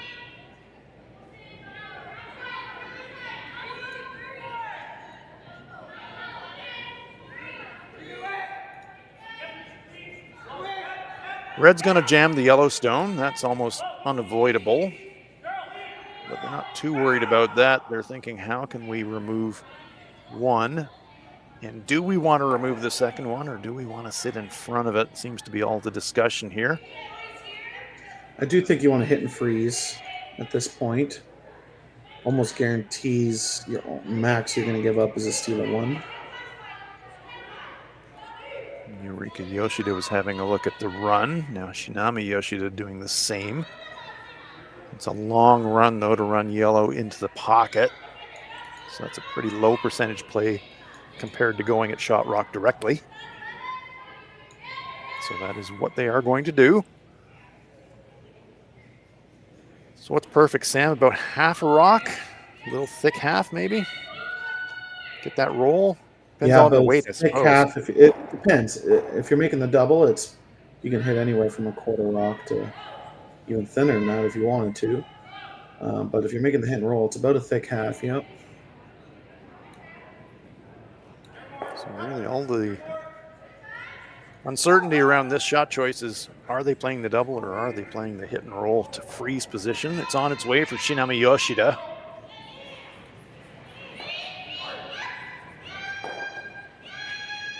Again, making a big move. Are they by? Just clip, clip. 2 stones go flying out, and she avoids the jam at the back. Nice shot, but boy, oh boy, moments of terror there. They nearly flicked that guard again, Sam. Yeah, that was close. That center line is really curling on them right now. My. You could see smiles of relief, really, from Fujisawa and Yoshida behind the sheet. They know that was a millimeter from disaster, but a great result. Now they're lying 1, 3, and 4. They've got the hammer, and all of a sudden now Kate Cameron, from a situation where it was looking pretty solid to generate a force, now it's all of a sudden, gosh, if I make a little mistake, I could drop 4. Yeah, definitely a missed opportunity.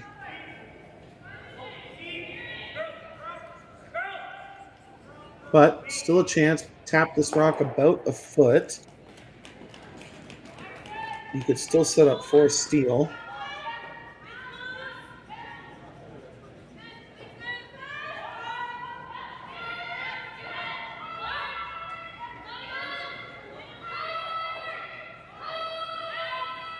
Anticipating that big late move. Here it comes.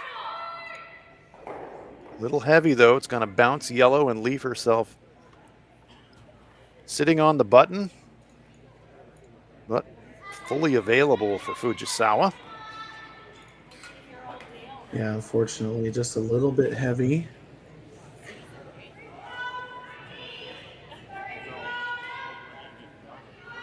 Conversely, this time, hard not to see a jam if the play is the hit and inside roll. They'll almost certainly jam that stone in the back 8, but they're not too worried about that. If they can get a great roll, 2 behind cover, that would be a great situation. Yeah, the roll's the most important part. It's always going to jam. Team Carolyn will probably sit 3rd and 4th after this, but you'll be 2 buried behind the center grid.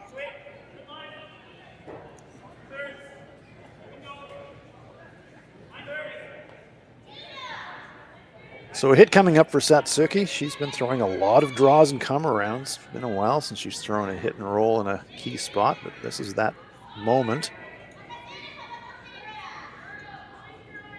We've seen this path really jump when the weight comes down on down weight hits. So you'll have to watch the line very closely on this shot.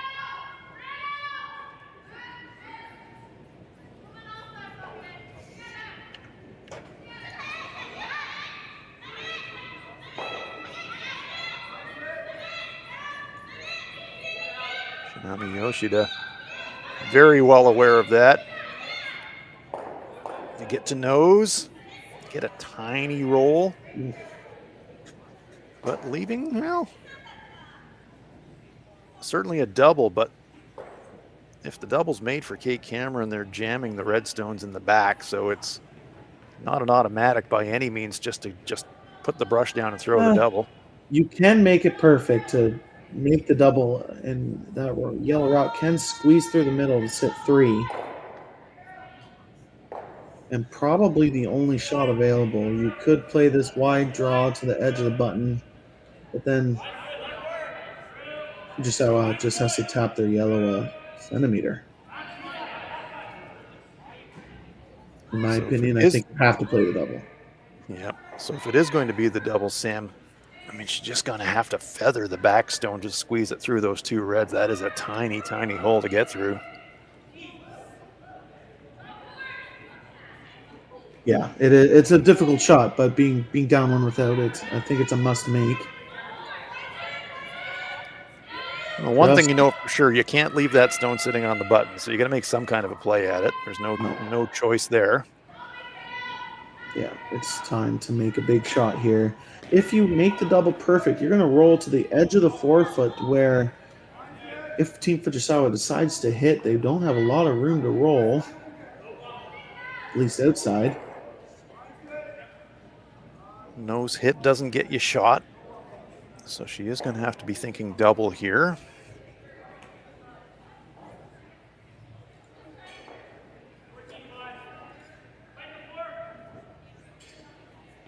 Intriguing 6th end here in the quarterfinals of the RBC Dominion Securities Western Showdown. Winner of this game will advance into the semifinal.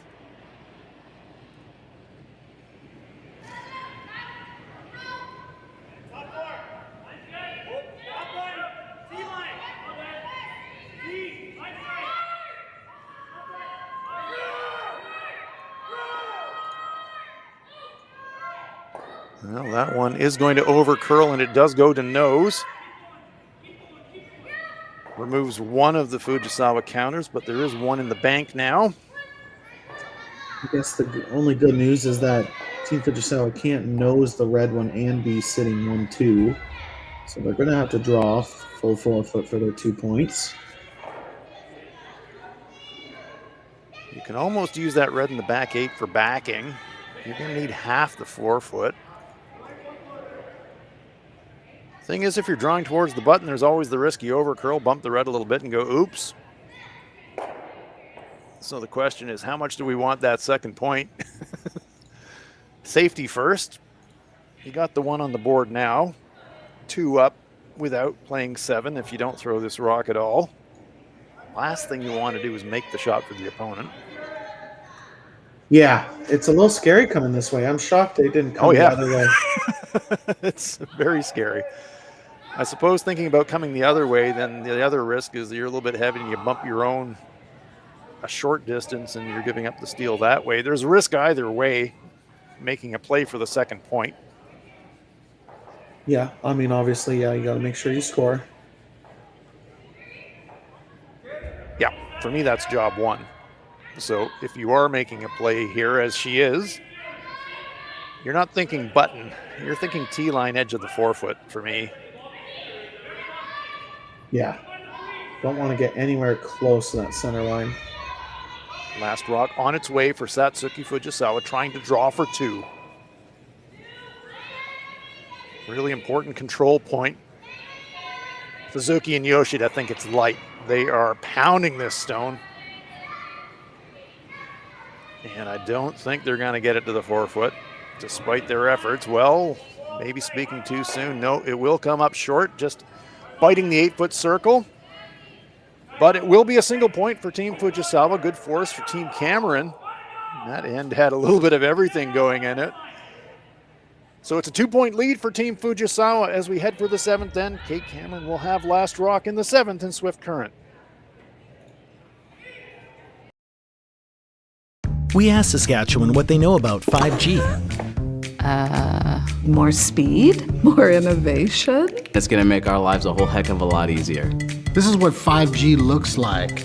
Better, faster. Sounds like one more G. Sounds pretty good. I don't know what it means. All you really need to know is the future of 5G is here and will continue improving through investments in network technology.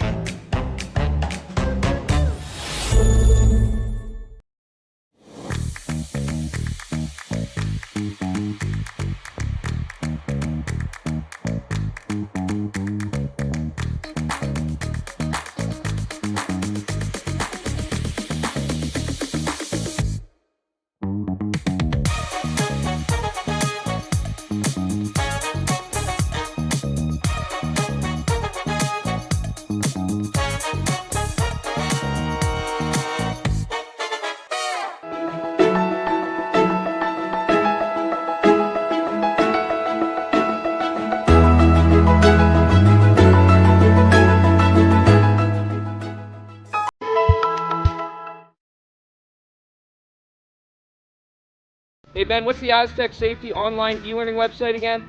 Yeah, that would be aztecsafety.com.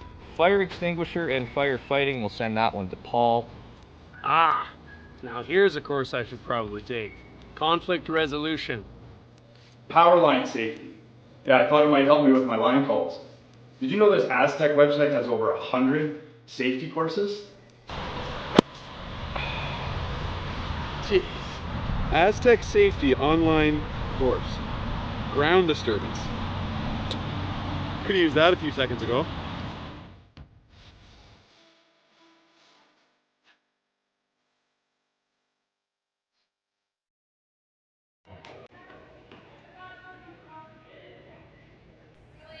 Good look at the fans here, and Sam, good opportunity here to update the fans on all the quarterfinal scores so far here at the Western Showdown.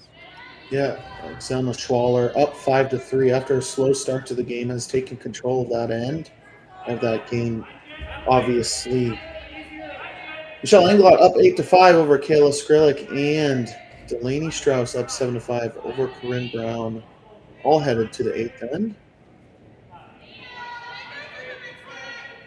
Our feature game, Satsuki Fujisawa versus Kate Cameron. Team Fujisawa scoring a single in the 6th end, had a chance to draw for two.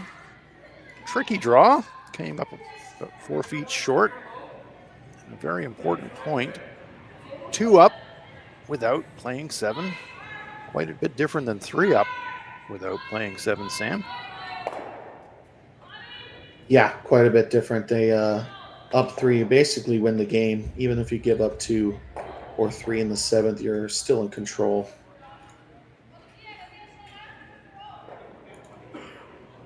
Corner guard up for Team Cameron. 2 stones in the rings for Team Fujisawa. Classic situation, really, in this game situation.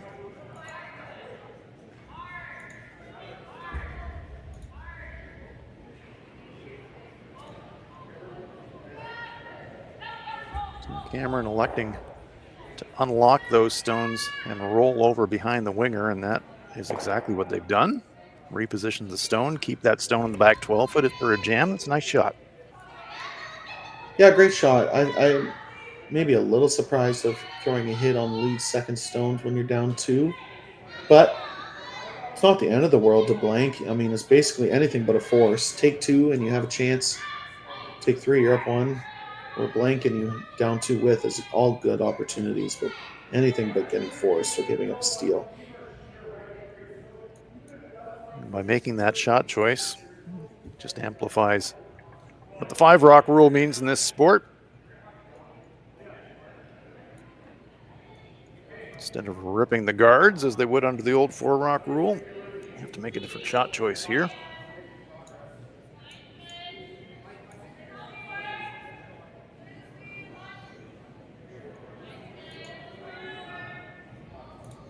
Yumi Suzuki flashed a hit earlier in the game to put her team in some momentary difficulty.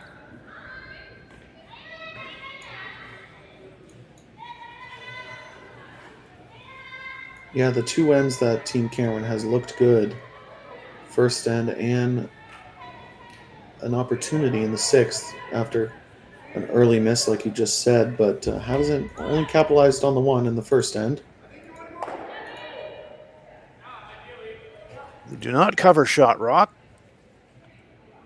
So stones to work with here for Kate Cameron and company. Yeah, great opportunity to hit and roll over. Could bring 3 into play, but splitting the rings early, this is made. Brianna Cullen.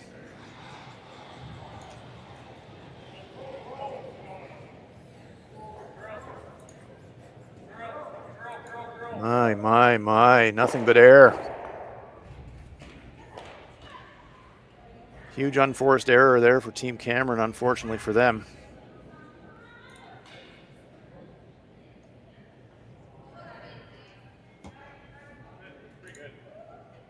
And now an opportunity to blast for Team Fujisawa. Gonna be hitting something. The question is what?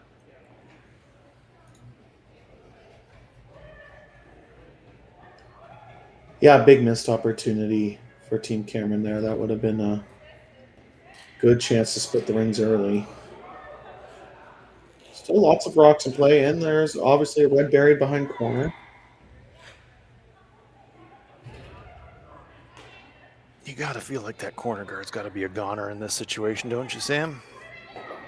Yeah, they know they need to peel it. They're just wondering whether they try and make the run back and roll to center line, or try to just peel.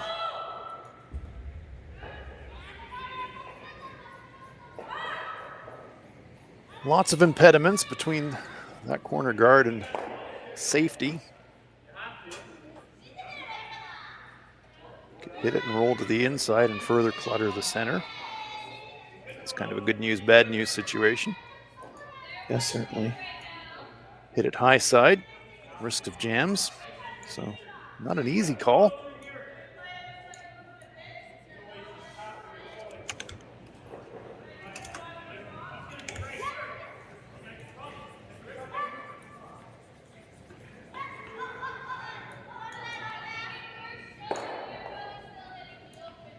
Gets a little bit of action on that front stone, nudges it forward into the rings. Nice shot there from Yumi Suzuki, and well read.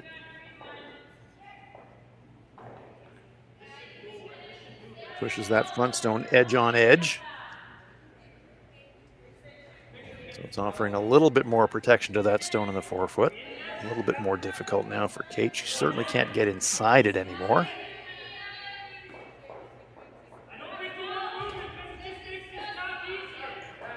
Indicating backline weight.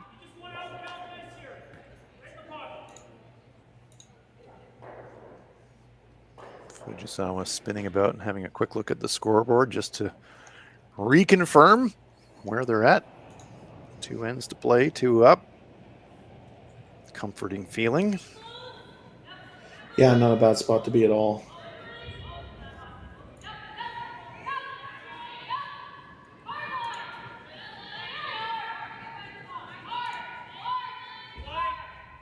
trying to push this stone deep in the rings.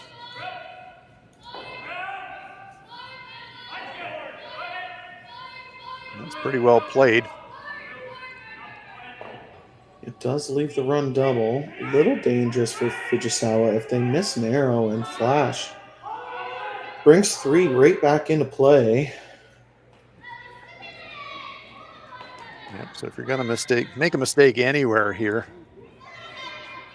make it on the high side. As you say, you can't flash, but you don't want to get too greedy trying to make that run double, and probably just more important to plant the top one.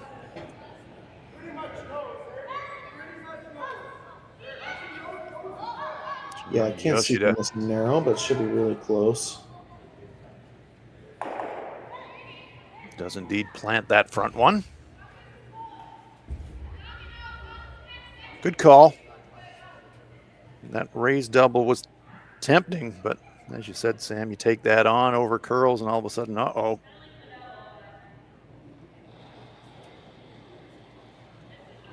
Yeah, that shot choice reduces the chance of 3 considerably. Yeah, the last thing you could do was miss narrow and flash, so obviously a pro miss.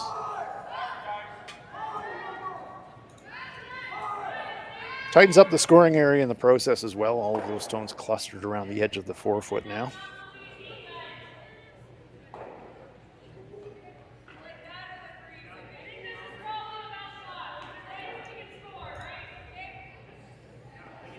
Still 2 in play.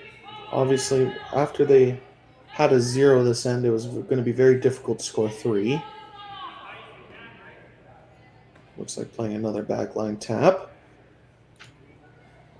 Okay, Cameron doing what she can to try and generate a half miss from her opponent.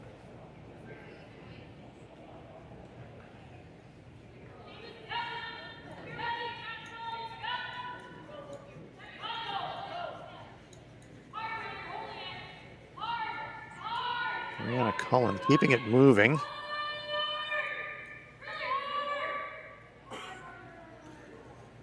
Want to push this one deep, but I don't think they're going to move it much past T. Well, they get it just past T.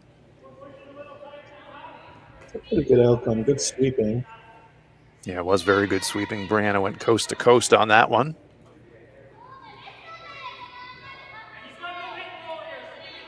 Sensible call here from Satsuki. Bit of a sucker play to play the front stone. Much safer play to play the back stone. In this game situation, at least. Looking for an inside roll into the pile, into the pocket. She'd love to sit on the pin, almost squarely behind that red stone.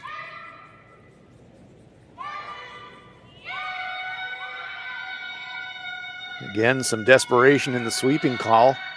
Is this one over curling? Oh, has she got contact at all? Just feathers it, gets away with it. Stone's going sideways out of the rings. My goodness. Nearly a disaster. Got away with it.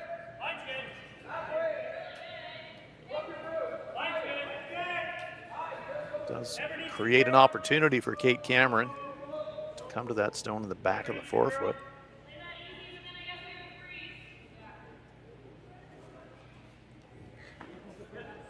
Yeah, sometimes you don't even have to see it, Sam. You can just hear it in the sweeping call. Yeah. Yeah, we don't even need to be watching on our cameras. We can just see it happening. Or listen to it happening. It's good sweeping to even eliminate that stone. That could have brought 3 into play pretty fast. Yeah, they just got the faintest bit of contact to push that red out of the rings, because you're right. If they go by that one, leave the red run on the rings. All kinds of problems.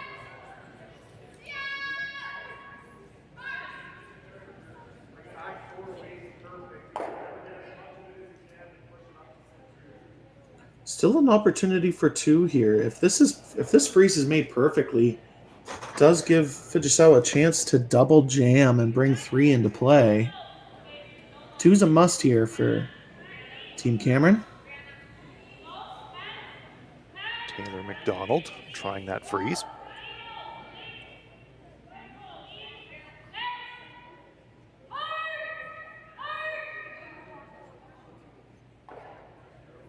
Real nerve to let it come so close to that front, but they knew there was a lot of weight on it. It's a little bump on that stone in the back. Yeah, they played Is it there a best they nose could. double to get out of this one? But they're not even Wow. really looking at it. Pretty shocking up two without just throwing a freeze. Yep. This is bravery. Yeah. As we can see on the left-hand side of our picture. Considering it's Nose- basically a nose double, yeah. Nose double, yep. Even if you miss a little bit wide and stuff the red in the back 4 foot, the other red sends into the back 12 and most likely won't come into play. And they are having another look as Satsuki gets down in the hack. Looked to me like she was reconsidering, but they are still talking about it. But they have settled on the draw. She doesn't. Satsuki does not look sold to me. Doesn't look sold, but maybe they're just talking about weight. Yeah. Obviously important. You can't miss light here. You bring 3 or 4 into play if you end up a guard. Want to be right perfectly frozen back 4 foot.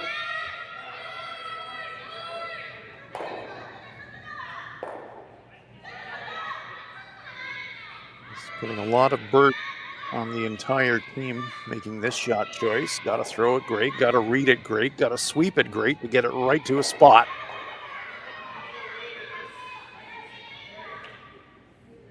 Satsuki Fujisawa, just calm as you like. I'll just throw it there.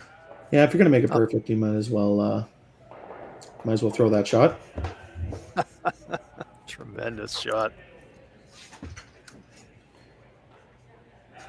In that game situation, folks, I'll tell you what, that is high quality. No, not a lot of teams would throw that freeze.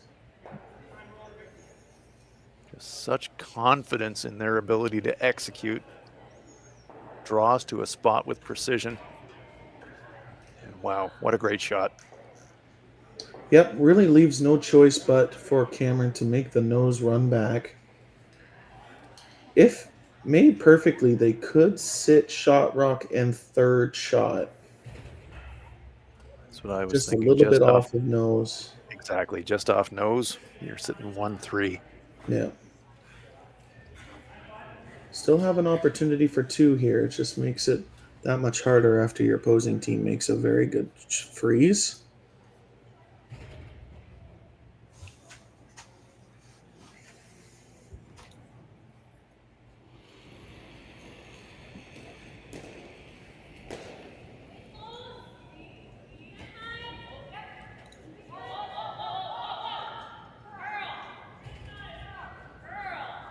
They didn't whip this rock. Certainly coming in, needs it to curl quite a bit. Oh dear. Catches a third, spills. Now the equation changes a lot for Team Fujisawa. Yep, I think that's the spot. Put it there. How does Kate score if we put it there?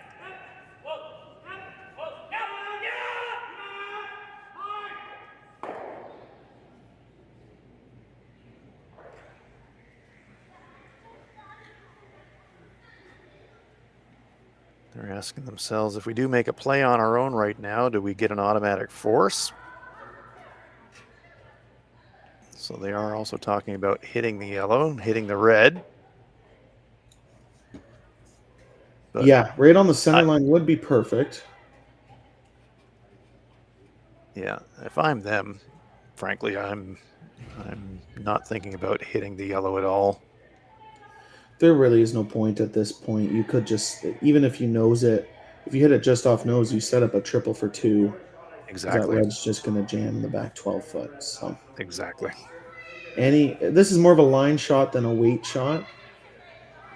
Just needs to be in front of that yellow. You can't over curl. If you over curl or under curl, you give up a chance for a double for 2 and to tie the game. Yeah, so the great news if you're a Team Fujisawa fan, with this shot choice, Worst case, you're one up coming home with. Best case, maybe a steal, maybe you put the game away right here. Yep, just full 8 foot in front of their shot stone would be perfect. Yumi Suzuki jumped on that out of hand. Now the switch. Wide line, but they're more worried about the weight, I think, at this point than the line. Sweeping for distance now. Trying to take it as deep as they can. They want to get cover. They've got cover. Great sweep. And that's just perfect. Just enough to fully cover the shot rock. And Kate Cameron puts the brush down, says, nice guard. I'm going to have to draw the pin. Yeah, just as I said, it was more of a line shot than a weight shot. That could have been a 1 guard, and if it was in the same spot, it would do the trick. Yeah, the only question was how aggressive did they want to get? Did they want to get to front button or not? But as you said, execution tolerance light there. Gets the guard done, got the force locked up. Kate Cameron needs full button to score a single point. Keep her team in the game, but they would be entering that 8th end without last rock 1 down, even if she makes. Must make to keep her team alive here in Swift Current.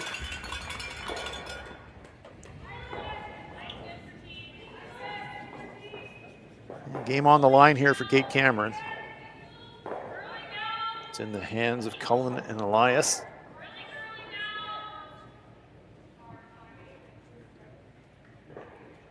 This one, well, does it look light? It does. It's going to come up well short, so it's a steal of 1 for Team Fujisawa to give them a 6-3 lead. 3 up coming home for Team Fujisawa here at the RBC Dominion Securities Western Showdown in Swift Current.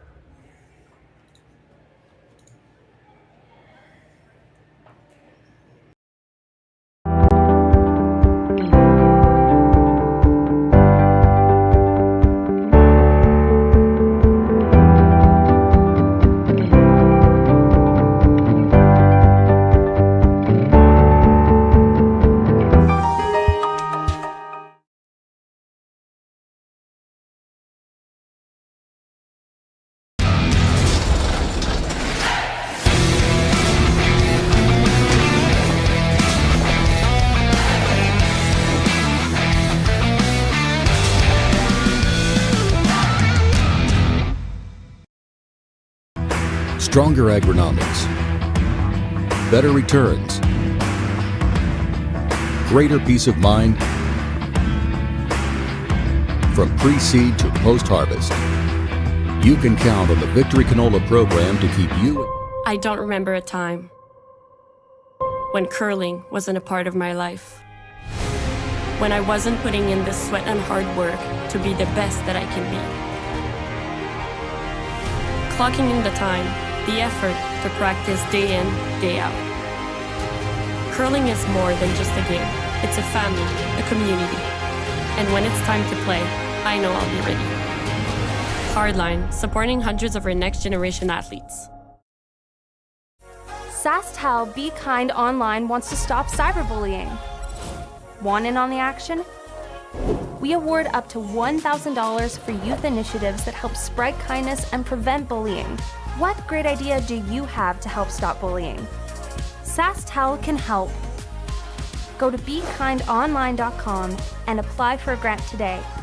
Together, we can make a difference.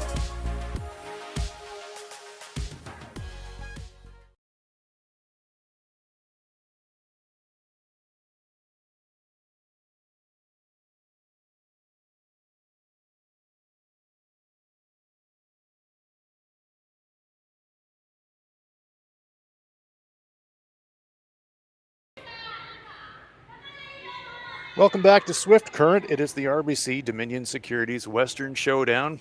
Quarterfinals in the women's event. Satsuki Fujisawa taking on Kate Cameron. Hans Frauenlob here along with Sam Steep. Sam, just looking at my scorecard here, the last 5 ends of this game. Steal, steal, force, force, steal. Team Fujisawa bringing this one home strongly. Yeah, the scoreboard on the bottom of your screen was wrong, but Team Fujisawa hasn't looked back since the third end. And we do have some finals. Xana Schwaller winning their quarterfinal over Kayla McMillan.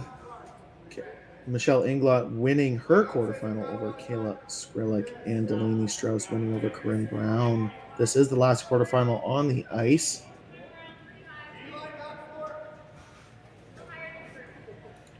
So we know who 3 of our semifinalists are, and this match will determine who semifinalist number 4 is. Yeah, the winner of this game plays Xana Schwaller in the semifinal. Double corners stacked for now for Team Cameron. They're going to need every rock possible. They've got the hammer, but 2 will not get it done. Yeah, not to make it sound simple, but they need to make all 8 of their stones and most likely get at least 1-0 from Fujisawa to score at least 3.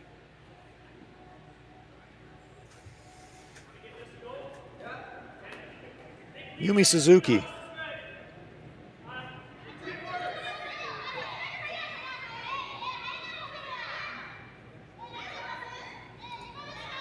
Bit of a sideways look from her as she watches the stone go down the rings, down the ice rather.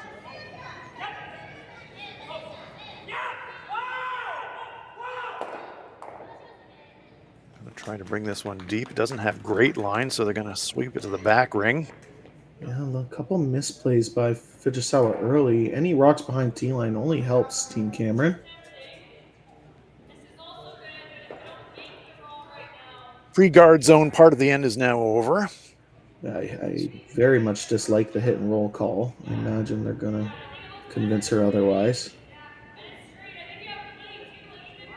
Yep, every rock and play is your friend right now.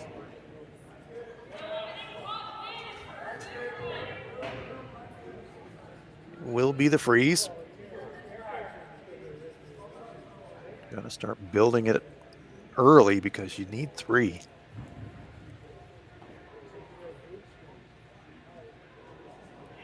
Brianna Cullen.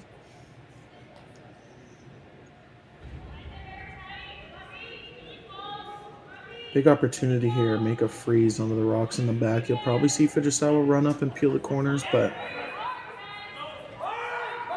rocks behind T-line, 2 corner guards, and starting to look okay for Team Cameron here. Big sweep.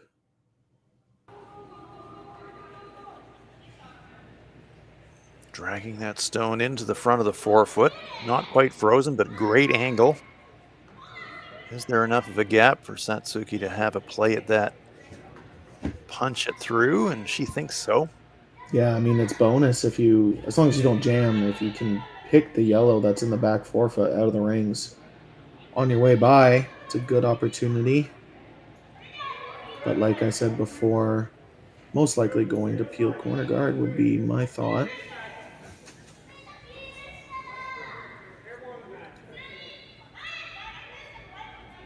Yeah, playbook says you're hitting something colored red right now. Which one? And it will be the corner guard.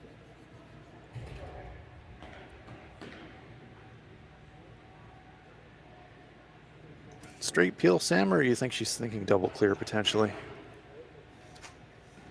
I think just straight peel. Obviously, if it overcurls a little bit. We've had 2 flashes. Yeah, job 1 hit it. From the second this game, so job 1 was to just make contact. So 1 corner guard survives.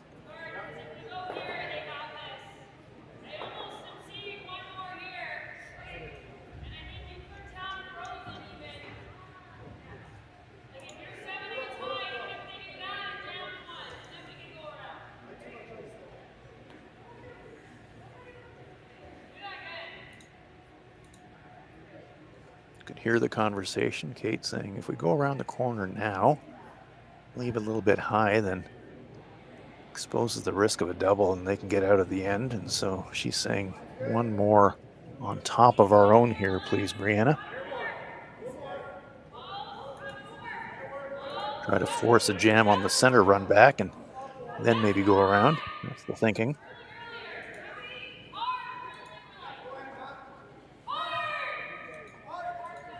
It's going to be really close to that center guard. Just going to feather it. Yeah, missed opportunity there to be sitting second, third, buried behind the center guard.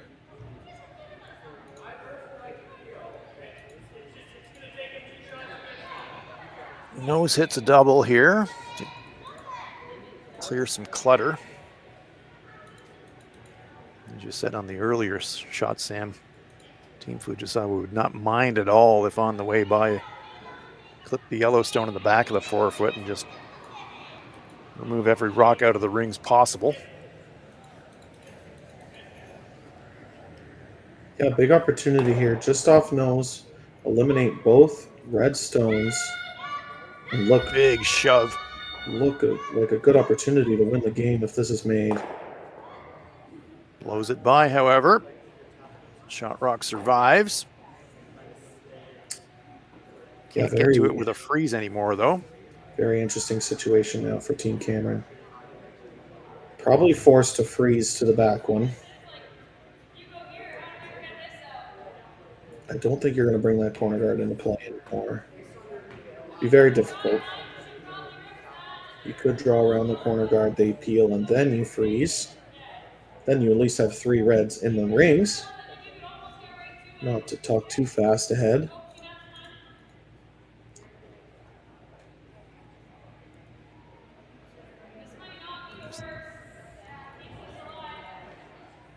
Listening in on all the options, and at the end of it all, it sounds like Kate's call is to draw the stone, freeze the stone in the back of the 8-foot.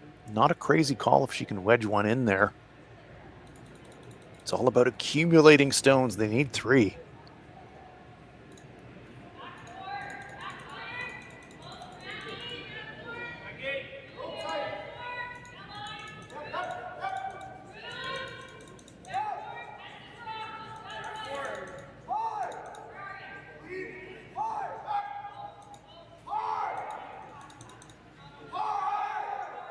Trying to draw around the yellow now, maybe?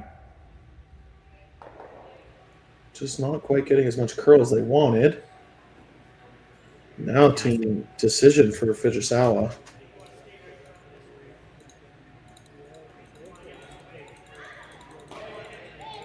Yep, nose yellow, raised double. You're out of the game, but you make a miscue and you're bailing. So big decision coming up.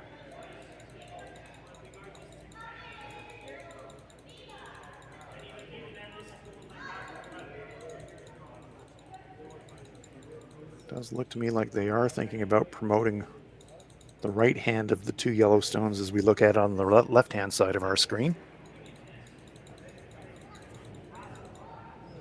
Well, maybe not. Gonna play at the left-hand stone instead. Well, that opens things up for sure and definitely reduces the risk of a 3. Hands in the air from the opponent, or from their teammates rather, as they're not out of the woods yet, but certainly much easier paths to remove stones now than there were a moment ago. Nice shot.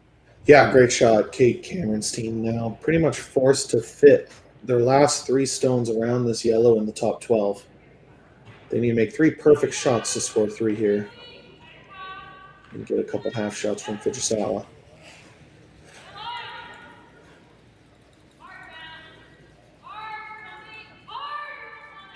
This one is going to need every bit of sweeping, both to get it by the guard and also to get it into shot position. It's going to over curl and feather front.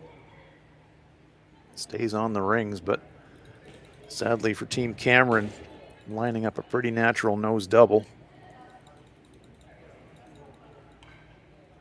Could also play across the top of the back stone and Try to keep the 4-foot open. So a couple of choices here for Satsuki Fujisawa, but regardless, she'll be hitting a red shot.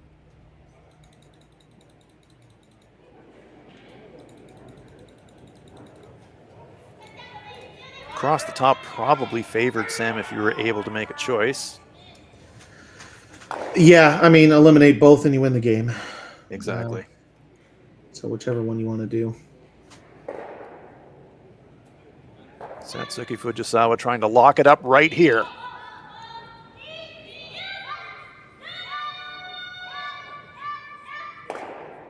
There's one, but stuffs it. So a pulse for Kate Cameron. Yeah, One very stone interesting. survives. Definitely a big opportunity here. Fujisawa now will have to make a run back to win the game.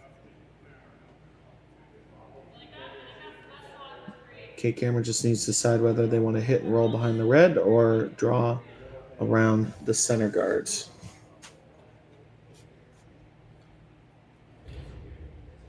Well, knowing that your opponent's going to have to play that run back on the last, how do you make it more difficult with this shot choice, Sam? Separate the rocks as much as possible. I think if you draw around the center guard, you're just giving her a bigger option for the run back, more than a rock length or a rock width anyway. So make the hit and roll behind the corner guard. Fujisawa will have to make one of the run backs.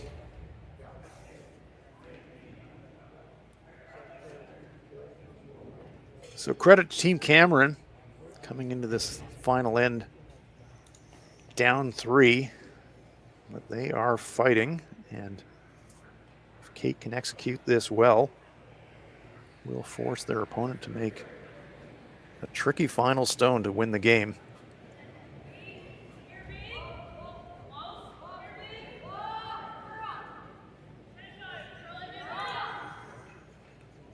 Yep, looking for this to be buried.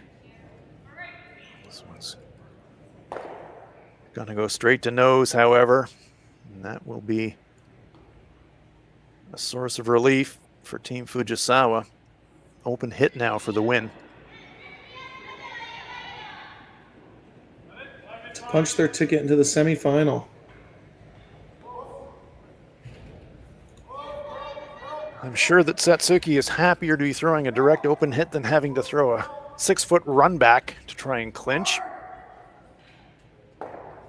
Any contact on that red stone behind the brush will lock it up for Team Fujisawa.